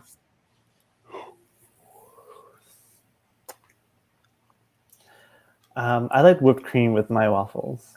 I love that this is a conversation. Manish, I'm so glad that you and Tree get to be here for this monumental breakfast discussion. At this point, we might as well just pause the movie and really break it down. Now, what are your guys' thoughts on overnight oats? I love overnight oats. Against? I put overnight oats in my smoothie, actually. Do you have any strong feelings about Mucilix? No. No. What's funny is like I'm not even really a breakfast person. Like my breakfast is coffee. So whenever I'm doing breakfast foods, it's usually as like breakfast for dinner. I love Brenner. Yeah. Brenner is like, it's one of life's great treats. Yeah. Yes. People don't we don't talk about enjoying Brenner enough. Let's be honest. Like if you've had a really bad day, like what do I want for dinner? I'm like, I want some fucking pancakes. Let's go. Yeah. Or just like sometimes like a bowl of cereal and I don't know, man. Some of that yummy Magic Spoon. Yeah, dude. We need to get Magic Spoon as a sponsor on here. That's oh my god, I buy so much of their cereal and it's so expensive. I buy almost 8 boxes a month now from them. Yeah. Well, they have their new flavors too, like maple waffle. And I just got I've been eating the cookies and cream one, and it is delightful. For those who don't know, Magic Spoon is a keto cereal. Yeah. Sweetened with monk fruit, low carb, almond flour, but it's really good. So everyone tweet at Magic Spoon. Let them know that you want us to be sponsored by them, and we'll get a discount code or something. I don't know. So thus far, we want to be sponsored by Magic Spoon, Fright Rags, Cavity Colors, Shutter. Yes, and the Nancy Myers estate. Yes, and I'd like to throw. And we want to appear on a Shout Factory. Yes, and we want to appear on a Shout Factory Blu-ray commentary. And look, Disney, if you're looking for some more influencers, hit us up. I'm just saying because we do love theme parks. Your girl has Epcot in her room. I have me painted on Gertie. Like, what more do you need here? Tree, by the way, did I tell you that I got a 3-point question in theme park trivia right? I right? heard about this. Because I know you. Yes, I was told that if you hadn't gotten this right, I would have had prerogative to yell at you. Wait, may I see that painting more close up? I don't know if I've ever seen it. No, hold on.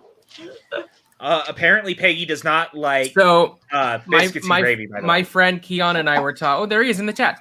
We're talking exactly about this scene earlier because I walked down that street past Paragon Sports right by Union Square so many times. Oh Here my we go. God. That is so incredible. Who painted that for you? This is my friend Morgan, who so Morgan Ditta. She's actually had the past couple years. She's had some of her art at the Festival of the Arts. She was an Imagineer for a period of time. So if you go into the Peter Pan queue at Magic Kingdom at Walt Disney World, the big map that they have in the queue there of Neverland, she did that artwork. Oh wow. But yeah, so she's been a longtime friend of mine. So she did that for me, and I'm very excited to have it. I'm pretty sure it's still open, Keon. I don't know why you say Rip Paragon. Fuck, I miss New York. Yeah. When love I finally get my shots, I'm coming out and I'm hanging out with all y'all again. Is that a threat? No, it's a promise. There's a difference. A little bit of both.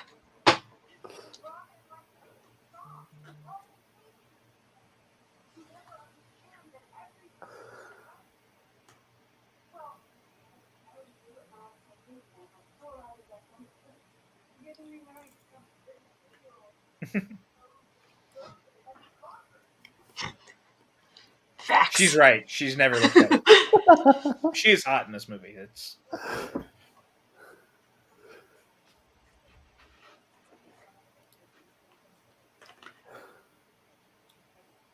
I forgot she produced that Home Again with Reese Witherspoon that came out in 2017 also. Well, her daughter I directed directed it. Yeah. I'm just saying I forgot until now that was... it. It very much feels like a Nancy Meyers type movie. Yeah. It totally makes sense in hindsight, you know? Just very interesting. God, how is this movie almost 20 years old? It's crazy, yeah. It's just weird to feel that way because when I think about it, like, I feel like it was yesterday when it came out. I remember all the marketing. I remember, like, seeing it in a theater. Well, I'm still one of those people. If you talk about like the last decade, in my mind, it's the 90s. Like, Yeah. I'm still Fair. that person. So. Fair. The fact that 20 years ago is 2001, I'm like, no. Yeah. Nope. Yeah. No, it Not doesn't possible. make sense. I just want to give a shout out that Amanda Peet definitely has auctioneer energy. Like, it's a great job for her.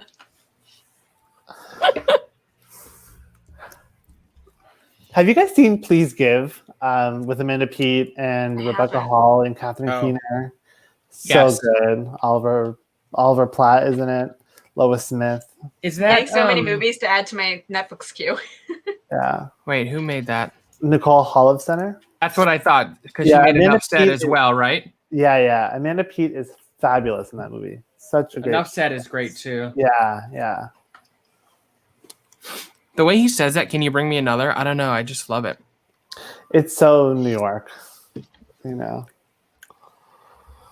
I freaking love Paul Michael Glaser.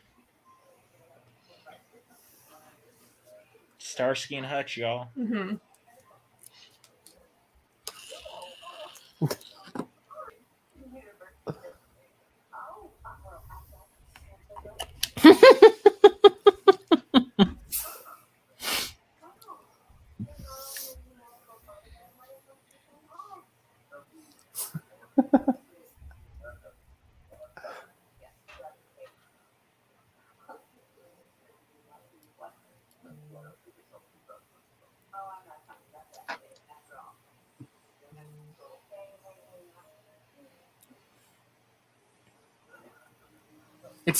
It's almost like, oh, you're marrying my ex-husband. Here's the manual. I don't need it anymore. Oh boy.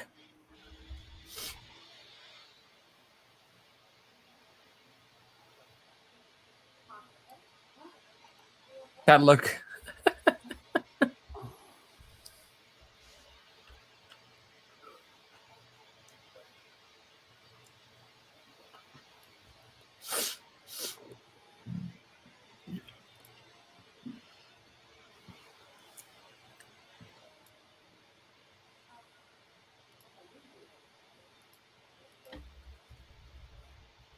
What kind of restaurant has a fresh rigatoni and a grilled free-range chicken teriyaki? It's a good question.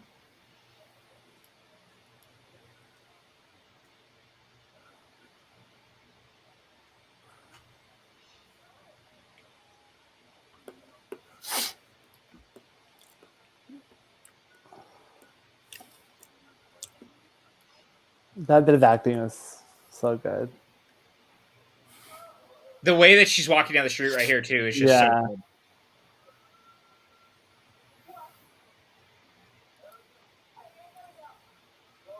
You want to kill me?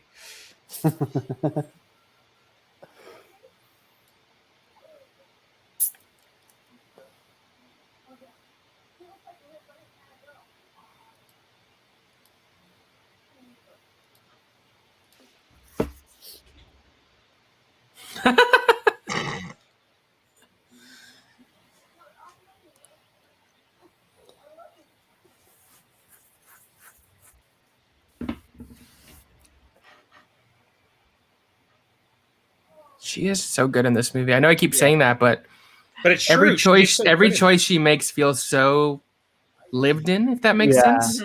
Because again, I think it's kind of what we were talking about earlier, right? Is that it's a mix of the writing, because Nancy Meyers is incredible, and also two actors who have been doing this for decades and really bringing what they know to making the most human movie possible. Like, they're so good. I The thought you were going to choices- call it A Picture again. I was really excited. So yeah, Well, it's a human talkie. picture. Human picture. Oh, ow. I slipped. You all right? Yeah, I'll live.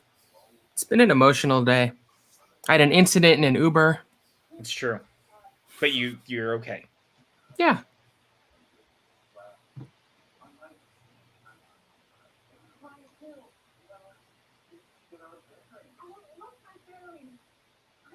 Oh, Jason I love Bear. that I like guy. him. I've had my bearings my whole goddamn life.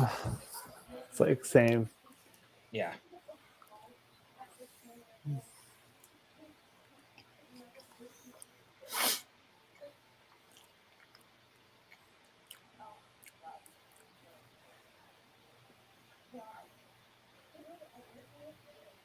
I like that too.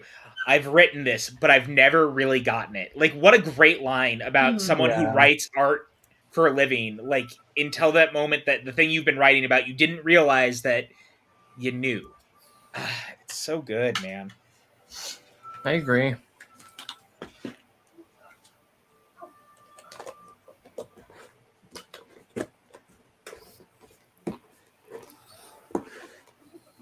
I just wish it had lasted more than a week.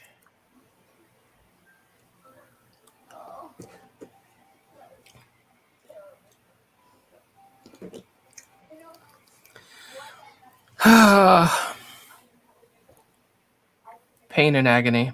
I know.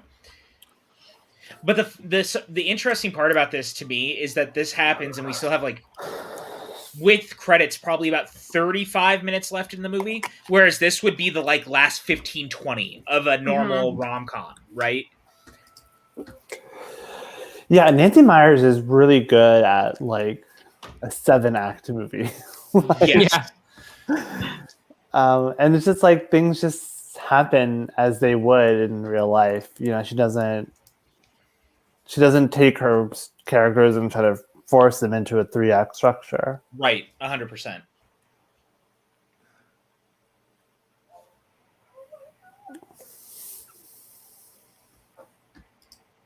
I think that's what just makes it continue to stand out and be so good, man. Like, and this right here, when he starts to have it happen, standing there, and you hear the sirens before they've arrived, Yeah. it's such a great job.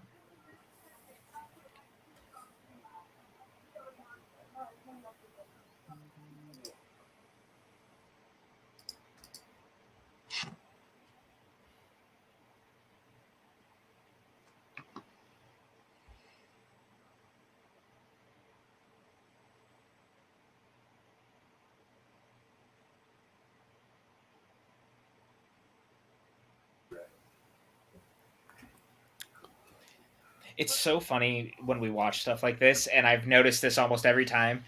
By the time we get towards the third act, we all start to be, like, so drawn into the movie. It starts to get quiet because we're all like, what's going to happen, even though we've seen it before? I agree with this. The hard part is he clearly likes her just as much. He just can't get past himself. Yep. He has these walls up, and the way he's done things for so long, and it's hard for him to break them down. And the truth is like, that's such a human thing. Like, as someone I can say, like, as someone who's gone through that kind of shit before, you have walls that are just there that are hard to get past sometimes, no matter what you're doing. Like, it's just the truth. And so, especially for someone like that who's been doing this for so long and has built those walls up, of course he's going to have a hard time getting past it. I love when she says, "If you were my dad," and he kind of gives this look of like he probably saw her. Maybe he wasn't going to hit on her, but like as a woman, his contemporary, who he would have dated or could have dated, and she saw him as a dad. I know we talked a lot about her house, but can we also discuss that his townhome is gorgeous too? Yeah, his townhome is badass. Like Yeah. having a townhouse like this in New York is the dream. Yes, Yeah. it is. Dream. So many stairs. It was like, this is just like the hallway in the middle level. Yeah. Yeah. What does the rest of this look like? Look at the stairs. Look at that railing. Look, it's just, oh my God. The funny thing is, too, is like when you think about all the movies and TV shows set in New York, so many of them, this is the thing that Hollywood sold us, but you forget, like, then there's a time it's like, that's not what it's like at all. This would be a $12 to $14 million townhouse, easy. Yeah. Maybe less in the COVID market, but still funny though. But it's been well documented that he's a very successful, wealthy guy, so it makes sense. Mm-hmm. Hey, Keon, I'm gonna need you to help me with this, situation. Townhome. Keon can find one for you, but he can't help you with the money part. No, I know. It's fine. I'm just gonna go win the lottery. Will you share it with me? Yeah, of course I will. You're the only person I would share it with. No offense to anyone else on here, but I just have plans with Maxwell for things we'd like to produce together. We do? Yeah. So, her crying in this movie, in this scene in particular, is extraordinary. My favorite part of the movie, I can't even describe how great this scene is. Montages. It's a real cry too. That's the thing. Like, it's a real ugly cry that people sobbing. If you've been there. If you've been there. Especially the taking off the glasses part too. Yeah. Yep. Oh yeah. Even the falling backwards in bed, man. Funny. Where each little thing just and that shot right there of like the tears falling on a computer in front of you or something. Like, I've done this. Look, Brandy, we are not here to make deals right now, okay? We're watching a film. Also, I love the camera kind of spinning a little bit, like the way it moves around her. I love that she's writing while crying, Yeah. which is definitely something writers do. Definitely. She stops. She got a grade. And the way she like snatches the tissue out of the box.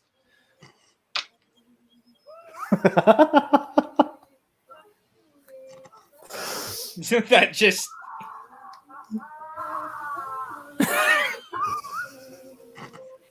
God, it's just so good, man. So good. And then the excitement there too, like. And then you see that the waves, and you still hear her wailing. Oh, It's like shower cries. I was a real shower thing. crying. Yeah. Oh God. And then this, like the maniacal laughing. Back to crying. Is brilliant. this is an incredible montage. Yeah. Keon said, "Give the network 3 years, and you will be flush." Well, Thanks, see, Keon. so that whole montage was like, that's my life during COVID. Seriously. Right. Yeah, this movie 18 years ago predicted all of us over the last year during COVID. By myself in a room crying and trying to be productive, crying more.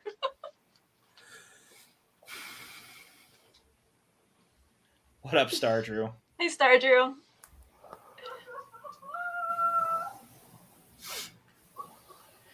All right, Brandy. If we win the lottery, I'll get you your first round of merch for free. I promise you that. At this point, Brandy needs a punch card. Agreed. It's really too bad that they don't have one of those on TeePublic. Is that like an old school thermometer in his mouth? No, I think it's like a stylus? Yeah. Oh, just running out. Oh.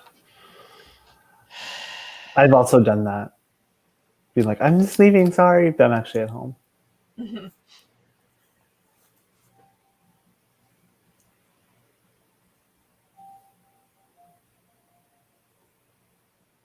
The just The way he so deliberately deletes each word for maximum emotional impact for the audience is devastating. For, every letter and the very goddamn. Yeah, see, I think it's a thermometer, like a mercury thermometer. Hey, Pigtails is back. Yeah, she's barely, she disappeared at one point. Well, they were spending a weekend together, and then. Oh, I know. The way she throws it. Oh,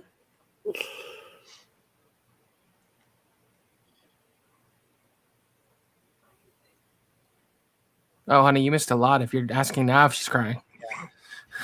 Well, the thing I like about this movie too, though, is it spends the time to show not just them falling in love, but how they're feeling apart and why they should be they just spend so much time doing that, and it's kind of beautiful.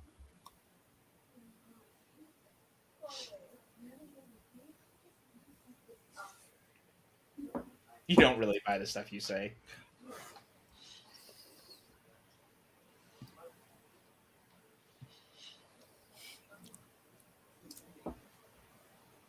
Oh my god, I wrote a paper on this movie in college. Did you? Oh, wow. Class. Yeah. Do you still have it? Somewhere. I'm sure I do. And I would love for you at the end of the film to read it out loud. Definitely I will. And I remember writing about this scene in particular. The dialogue in the scene is so realistic. I was 19. I mean, it is realistic, but it is. I mean, I was so pretentious. But I don't think that's pretentious. I think that's honest. There's a real human. We've said it before. This is a human picture. This is a very human picture. And so because of that, there's just something inherently real about the way it feels. It feels like you're kind of a bird on the wall in something that would happen in real life. Yeah. And you can't say that about every rom-com. Rom-coms feel very Hollywood. This doesn't feel like a Hollywood picture. It's a human picture. There's a difference. You don't also have to do a voice. I don't care. I think he does now. Yeah. I mean, this party looks so stressful. I would hate this party. These people are not social distancing, let me tell you. No. Well, thinking, I'm going to feel anytime I'm in a room with more than 5 people, I'm going to have to wash my hands constantly now. I'm going to become that person where I used to just be in the trashiest bars and who cares? I will go to the trashiest bar where I'm going to get tetanus if I touch something wrong because I miss it so much at this point. Just give me my vaccine, damn it. I love this shot of him staring outside, though, and being this is not my thing, really. The ridiculous yellow tie. Ridiculous or ridiculously awesome? I mean, the tie is great, but it's ridiculous in juxtaposition with the black dress shirt. Yeah. Fair. It's a look. Okay, this scene is so lovely. The little look that he gives and is awesome. The way too, and her smile is amazing. Frances McDormand for everything. The little... Yeah. Oh, Maroon 5. And this song... I know, it's this song takes me back. This first Maroon 5 album was great. Jane. Yep. And then they never came close again. Nope.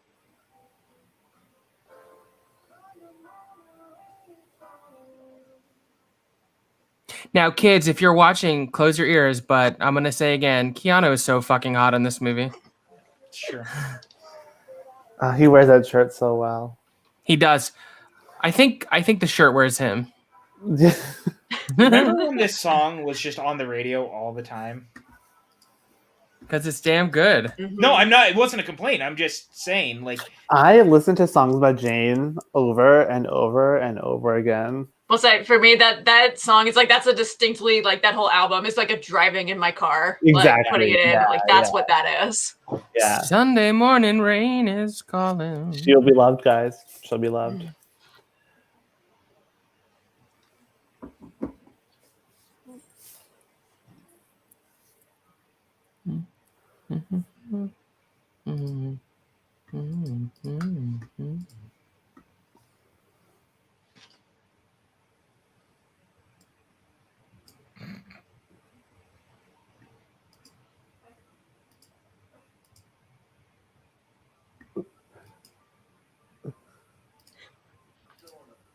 this whole thing. Like no one on earth would forgive you for that kiss. They're equally as adorable. I'm not gonna lie to you. Oh my gosh. So apparently the maple waffle magic spoon has already sold out. I just got an email. And the cookies and cream one is almost sold out as well. So if you guys want to get on that, I would head over to Magic Spoon now to bring this back to our Brenner conversation.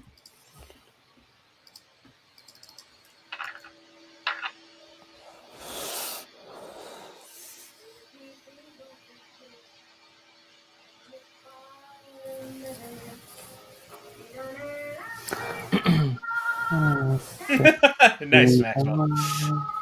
I don't know what you're talking about. It's so good.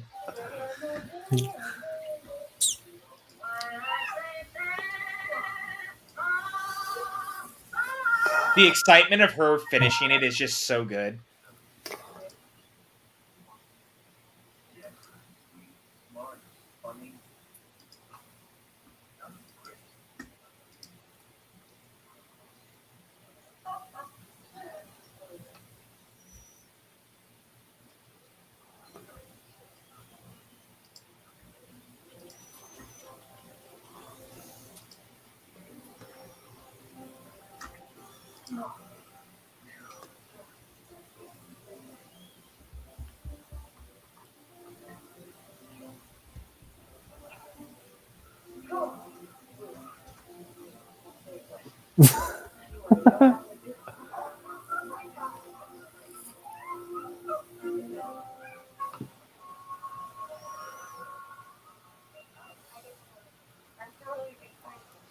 The interesting thing is in a lot of romantic comedies where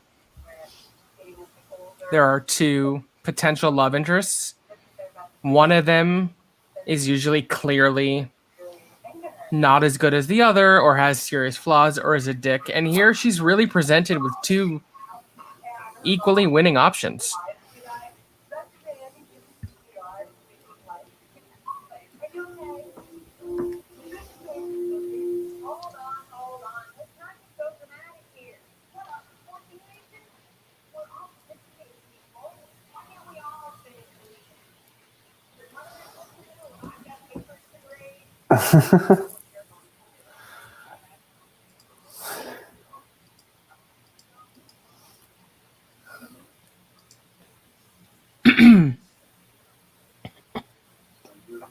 How did he get in there? Is there no security at all at this theater? In my productions, we out. Kidding. I'm gonna come into your next rehearsal, Maxwell. I'll be like, "Hey, I need to talk to you." Oh yeah, because there's so much rehearsal going on right now in the year of our Lord 2021. Yeah. I think we're gonna bring the terms BC and AC back into the lexicon, but they're gonna stand for before COVID and after COVID. Right. Yeah. DC during COVID.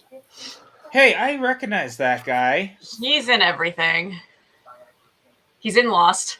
Yeah. He's in Mulholland Drive. I was like, yeah, he's in I just watched There's something else with I'm him. thinking, Oh. yeah, there's something I just saw him in, I feel like. Wait, who is he in Mulholland Drive? He's like He's one of just the like main the characters. friend. He's the one who gets so scared when he sees the thing behind. Oh my god! Yeah. Yeah. Oh wow! This is like right after that too. Yeah. I've got to look now because there was something I was just watching with him, and it's going to drive me nuts otherwise. Down the rabbit hole. Nice fly set. Patrick Fleischer. The song, the goddamn song. The snow.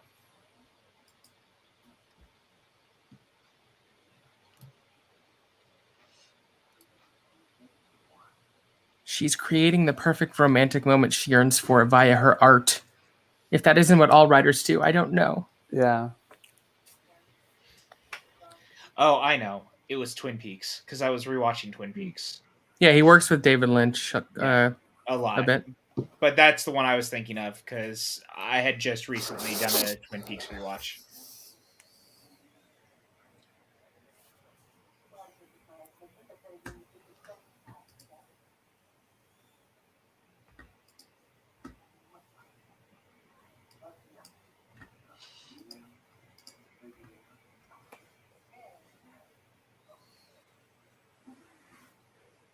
I'm mad at you.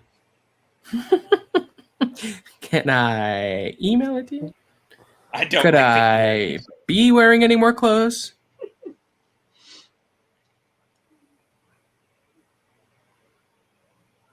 The schmuck.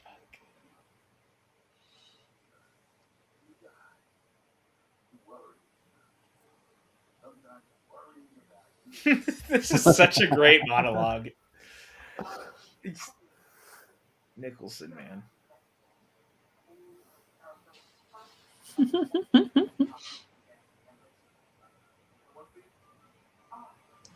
Some of their dialogue almost has like an old-fashioned 1940s like screwball quality Yeah. to it, Yeah. with Well- the back and forth and calling each other honey and doll. It kind of feels like a throwback to like His Girl Friday and some Yeah, of the, that's exactly. Yeah, absolutely. And I think that's always been indicative of the way she writes because I think there's always like her dialogue has always kind of felt that way, and I kind of love that. Well, I think that like some of the people who do romantic comedies these days are like the Judd Apatow kind of like school of filmmaking, you know, and it's a lot of improv and like even movies that I really like, you know, like Long Shot or Funny People. It's a lot. It's been The Big Sick. There's so much improv, but like her dialogue feels written, and she wrote it intentionally and they deliver it intentionally. And I think that's what we kind of have this like throwback feel because it goes back to, when movies had like actual dialogue, not just like riffs.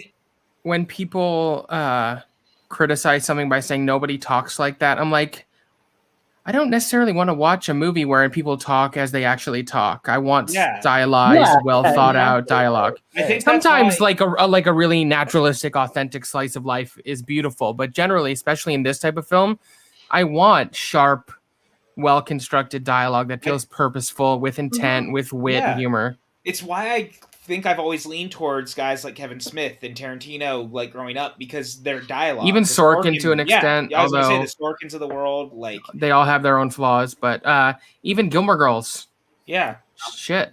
I mean, Amy Sherman Palladino, Community as a TV show was brilliantly written all the way through.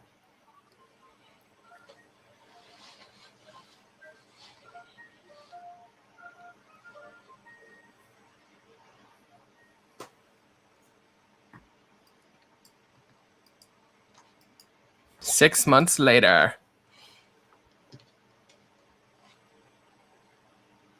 I mean, it is wild. This movie does a 6 month time jump, like with like 20 minutes left or less.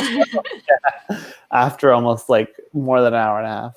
That freaking all of this too is so good. Everything about the way the beard looks so good on him. Yes. Oh my God, even hotter.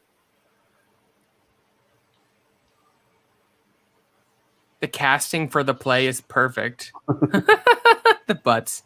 Well, those pictures too. The thing I like is it kind of also talks about what we were just talking about. Is there's a throwback feel to it too. Like they look like '60s comedies. Yeah, very like Pillow Talk. Yeah, exactly. Like very Pillow Talk, very Odd Couple, very all of that. Like it looks like a Rock Hudson meets Neil Simon. Right.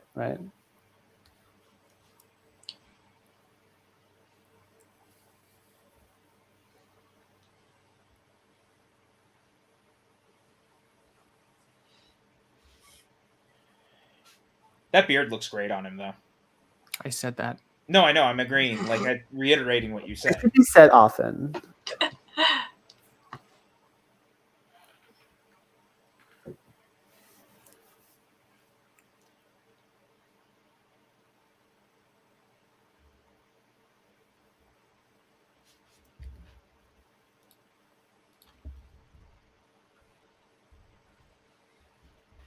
Oh my God. I want a movie where Jack Nicholson plays David Harbour's father. Ooh.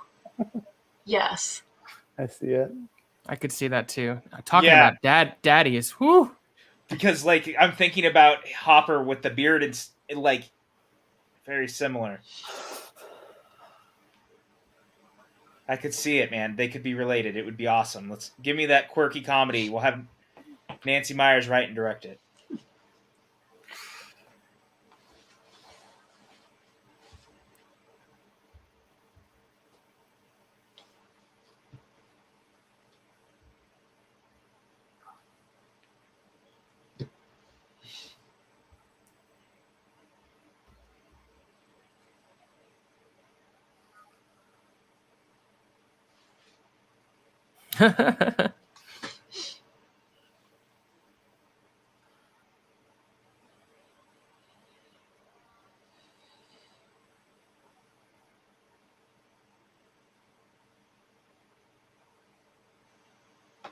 She found a husband fast.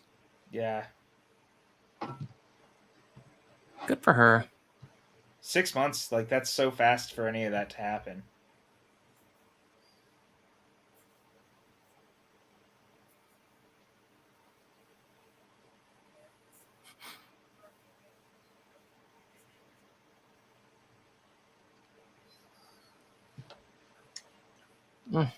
I just got chills when she said Paris. I don't know. The way he says it though too, right after Paris, the little smile on his face. They should have left the beard though. Yes. Should have left. I agree. Like I know why you want to look cleaned up and stuff, but should have left that beard on. It's just That scarf is very fetching on him though. It is, but imagine that with. I like how the score takes on a bit of a Parisian bent with like the accordion, or what sounds like an accordion. Yeah. Probably synth. Hey, John Pierce, what's up?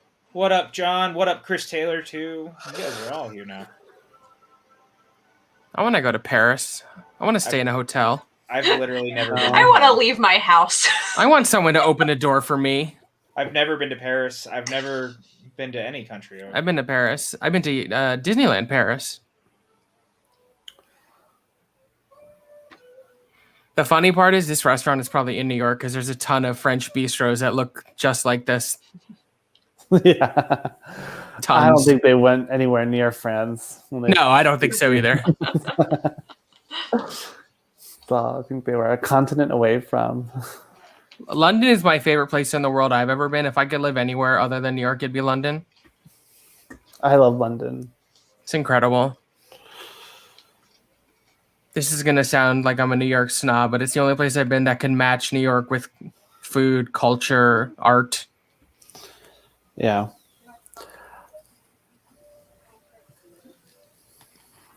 I'm aware it was a bold move. He's so good, man.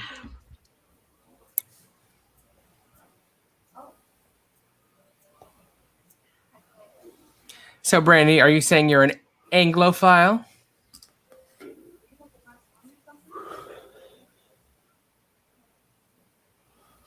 You know, bad food, worse weather, Mary fucking Poppins, London. Name that movie. Wait, what would you say? Sorry. Bad food, worse weather, Mary fucking Poppins, London. Snatch. Correct.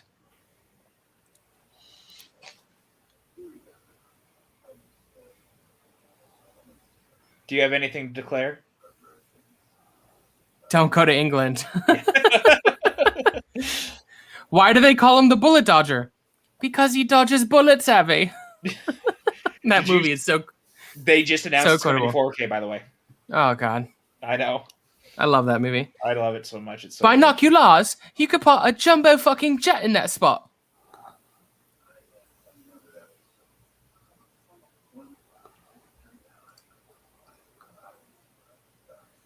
Maybe one day.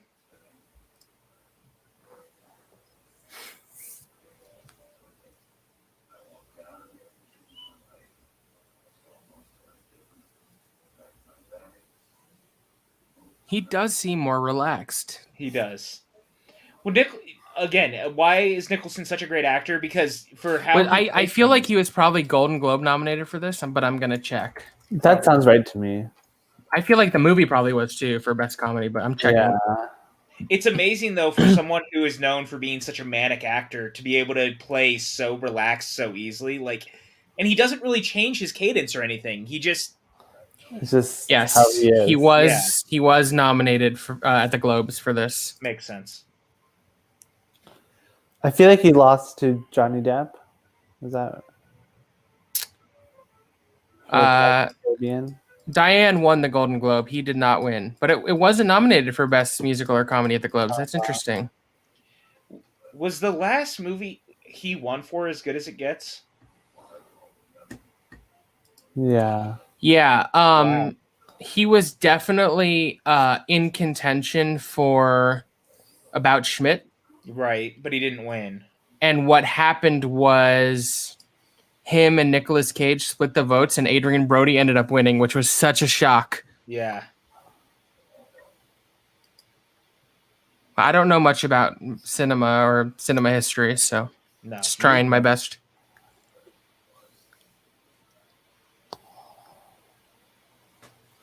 Oh, John, your mom is from Scotland? That is incredible.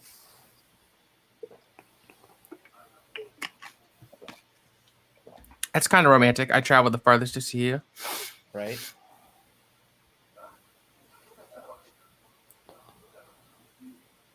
The way she says "oh." Yeah. Oh, that look of defeat on his face, though, too, is just like...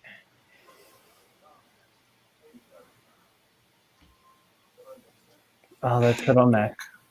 I know. Just want to rip it off. Get a pair of scissors. I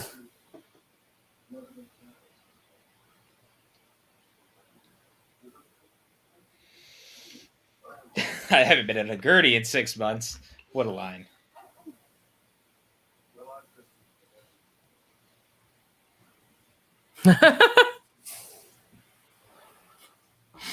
We love a good medical joke. Yep.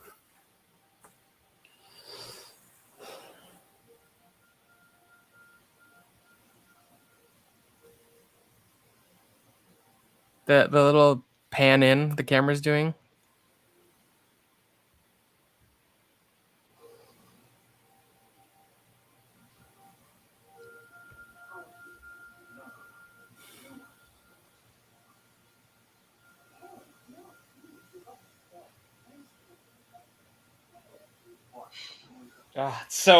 It's so awkward to be like, no, go ahead, just stay.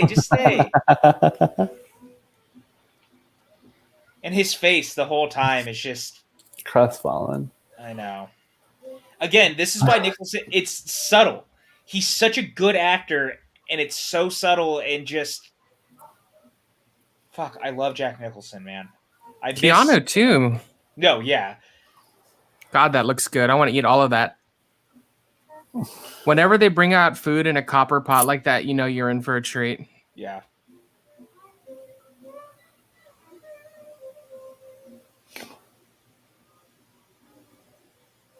The scene is shot so well. The cuts to the wine being opened, the champagne being brought over, the food.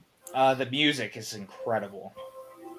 This score is really great. Like, it is good. So it's funny you mentioned that. So one of the things that just came up was Alan Silvestri had apparently done an entire score with the film, but because there were disagreements between him and Nancy Meyer, that's when they brought in Hans Zimmer. So apparently there is a whole second score to this movie. I'd be very curious to hear what Silvestri I know that the unused score for Alexander was released. Yeah. And there's an unused Howard Shore wrote a score for King Kong that wasn't used that was released. Yeah. But then she worked again with Hans Zimmer for The Holiday, and I think his score for The Holiday is gorgeous. Oh my god. I love that score. I love that movie. We should have really had Manish on the Holiday watch along with us. Keon says, one of the most serious arguments I have gotten in with my girl is that she said she would rather Clooney than Keanu, and I was upset. All caps. It's a hard choice, though. Yeah.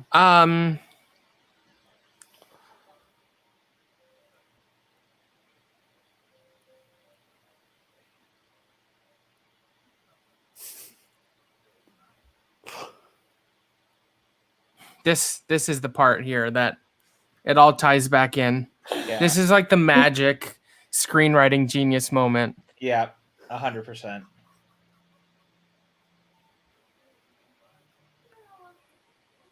That's so brilliant, man. So and smart. what a way to bring it back around. And his look right there, Keanu too. Like He again, knows. Yep. When he realizes, you could see it on his face. Yeah. Oh. That little look, that little head tilt he gives. Yeah. Well, that brilliant shot of as the glasses go over being on his face and the like.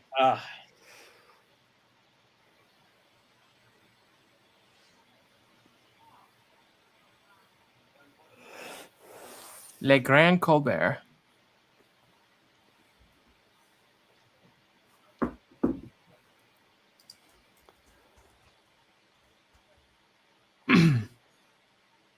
It is an actual restaurant in Paris, so they might have actually filmed in Paris. I was gonna say it didn't look like a green screen when he walked out in front of the Eiffel Tower.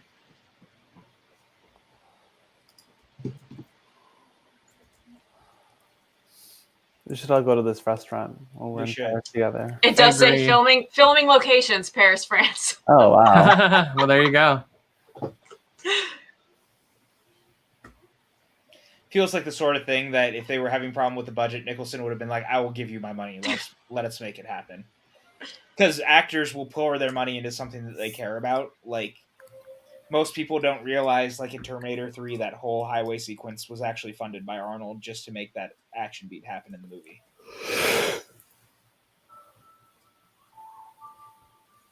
And this movie also had an $80 million budget, which is a high budget for a romantic comedy. Yeah. And it made $265 million worldwide, so it did well. Wow. It's almost like people care about these types of movies. Especially when you have good actors who are also movie stars. Yep. I really want the age of the movie star to return, as weird as that sounds. Like, I'd love the age of the IP to shift away just a little bit to let the age of the movie star come back for a bit. I don't disagree. I think we're seeing it a little bit with people like Oscar Isaac, Pedro Pascal. Yeah. I think it's the tide's turning, I think. But Like- they are also both in Big IP. heavy IP stuff, so It's like Downey Jr. has proven that, like, without the IP, he's not necessarily selling shit, so... And look, it's the romantic moment. Snowing in Paris, tears. Bridge. In a January. This is the dream, really. That scarf. There's a car approaching, according to the captions. Car door closes. Footsteps approaching. It's her. Oh, that line, he knew I was still in love with you. What do you have to say about that? Oh my god, so good. If it's true, my life just got made. Such a What a lie. perfect answer. Yeah. I can't even. Jack, stop it, Jack. That line too. God.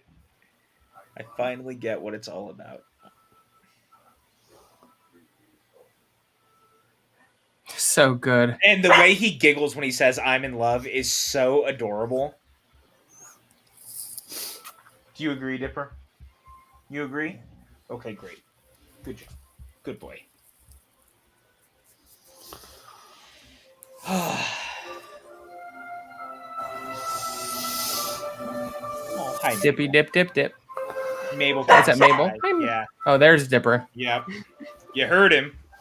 I saw him. Yeah, he's right here. Does it get any better than kissing on a snowy bridge in Paris Nope. with the one you love? This movie's just so beautifully romantic, you guys, and it makes me happy. I feel all warm and tingly inside. Yeah.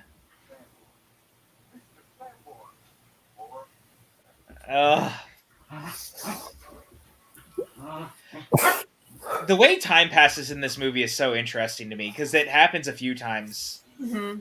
This is sort of like an epilogue, you know? No, I know. Yeah. It's beautiful. But I just like the way they do it, that's all.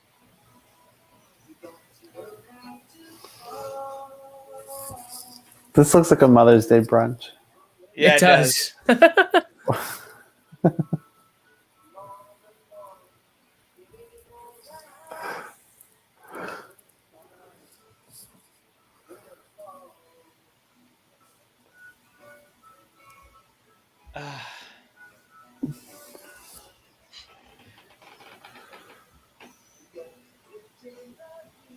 That smile on his face, just Oh, he's so God. happy to be there, man. Like, And the way he like grabs her butt. yeah, I He's like, appreciate this is that. my family. I have a family. I like that. Up next, they're like, "Please watch As Good as It Gets and continue Yeah. your Jack Nicholson Seriously. falling in knows. love." Yeah. Yeah. Oh man, what a great movie! So, guys, that was in fact the rather wonderful Something's Gotta Give. What a wonderful romantic film. I'm going to start with Manish. What are your overall thoughts on the film, my friend? I mean, like, I said this when we first started. One of my favorite romantic comedies of all time. Seen it a million times. Could watch it a million times more. It gets better and better every time I watch it. It's such a romantic, so funny, so sweet, so well directed, well acted. So I'm really, really glad to have shared this with all of you. Thank you so much. Yeah, man. You are always welcome, by the way, number one. It's always good to have you. So thank you for being here. Teresa, what about you? What are your thoughts now on Something's Gotta Give?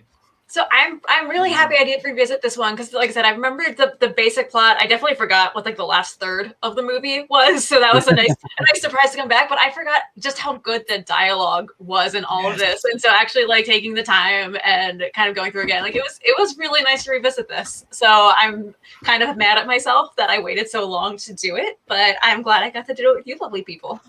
I'm really glad you got to too, as my dog's fighting back. I was gonna say fight. Yeah. Kaiju battle. Someone sound. It's Pacific Rim. Sound the alarms. We all got to get under the bunker. Maxwell, what about you, man? What were your thoughts now that we revisited it? Yeah, I love this movie. Like I said, I literally watched it 2 weeks ago when I was in Connecticut, and I watched it last summer. Everything everyone said is apt. It's warm, it's witty, it's romantic, it's sexy. It's so smartly written, and really, it's those two performances that really make it work. I think they bring such humanity, and you know, when you cast iconic actors like them, they bring all of their years of experience and familiarity. Like there's almost a shorthand that an audience can have when they've seen him for 30, 40 years. And I think this movie uses that really well. With Diane Keaton, you know, she's very much playing a type of role she's played a lot, whereas Jack is a little more, you know, unique to the types of roles he was most famous for in the 70s and 80s. But they work so beautifully together. And then you throw in Keanu and Frances McDormand and Amanda Peet. It's a delightful film. Nancy Meyers, she knows how to do it. Yeah, she does, man. And again, this is why we here at the PJCN want her to get another movie. She deserves her place to tell her stories, write her dialogue, direct the warm, fuzzy movies that we all enjoy here. Mabel agrees, obviously, which is why she's sitting here listening in frame and being very cute looking at the camera right now. Hey, Mabel. But, man, I just enjoy this movie so much. I'm really glad we got to share it, man. So, with that, Maxwell, do we have anything we want to remind people about before we get the hell out of here? Yeah, I'm not going to go through everything again because we did it all at the top. You know, most important tomorrow, episode 7 of Box drops called Drunk. Wednesday, Suddenly Soundtracks is really cool because Don Gormanley, who has been on the channel a little bit, will be performing alongside all of the Elton John songs that get picked by Chris Clark in the panel. And of course, thank you as always to our patrons. And I've noticed that just during the show, we've already made quite a few TeePublic sales of our new merch. So go check it out. We have a Book Nook shirt and this delightful MHCN shirt because we're rebranding, and it's now the Maxwell Haddad Creativity Network because we couldn't figure out what else the fuck the C would be to make it work. So, but yeah, Manish, thank you so much for joining us. Where can everyone find you online? Do you have anything to promote? Yeah, thanks so much for having me. Find me on Twitter at themanish89. Also, my 2 podcasts, It Pod to Be You and Queer Now, which are also on Twitter. So yeah, look out for those. Thank you so much. Brandy coming in hot with the links. Yep, she rocks. Thank Teresa, thank you as always. We love having you. You're welcome anytime. Where can everyone find you? What's going on with your podcast? Anything else to promote? Yeah, so we just recorded a new episode of the podcast yesterday, so that'll come out on Wednesday. It is the No Guilt Disney podcast, so obviously all things Disney, and there was a lot of Disney Parks news over the past week and a half, so we had a lot to go through. Yes. You can find me on Twitter at Gertie the Dino, and if you are a Patreon, you may hear me on a commentary coming up, maybe.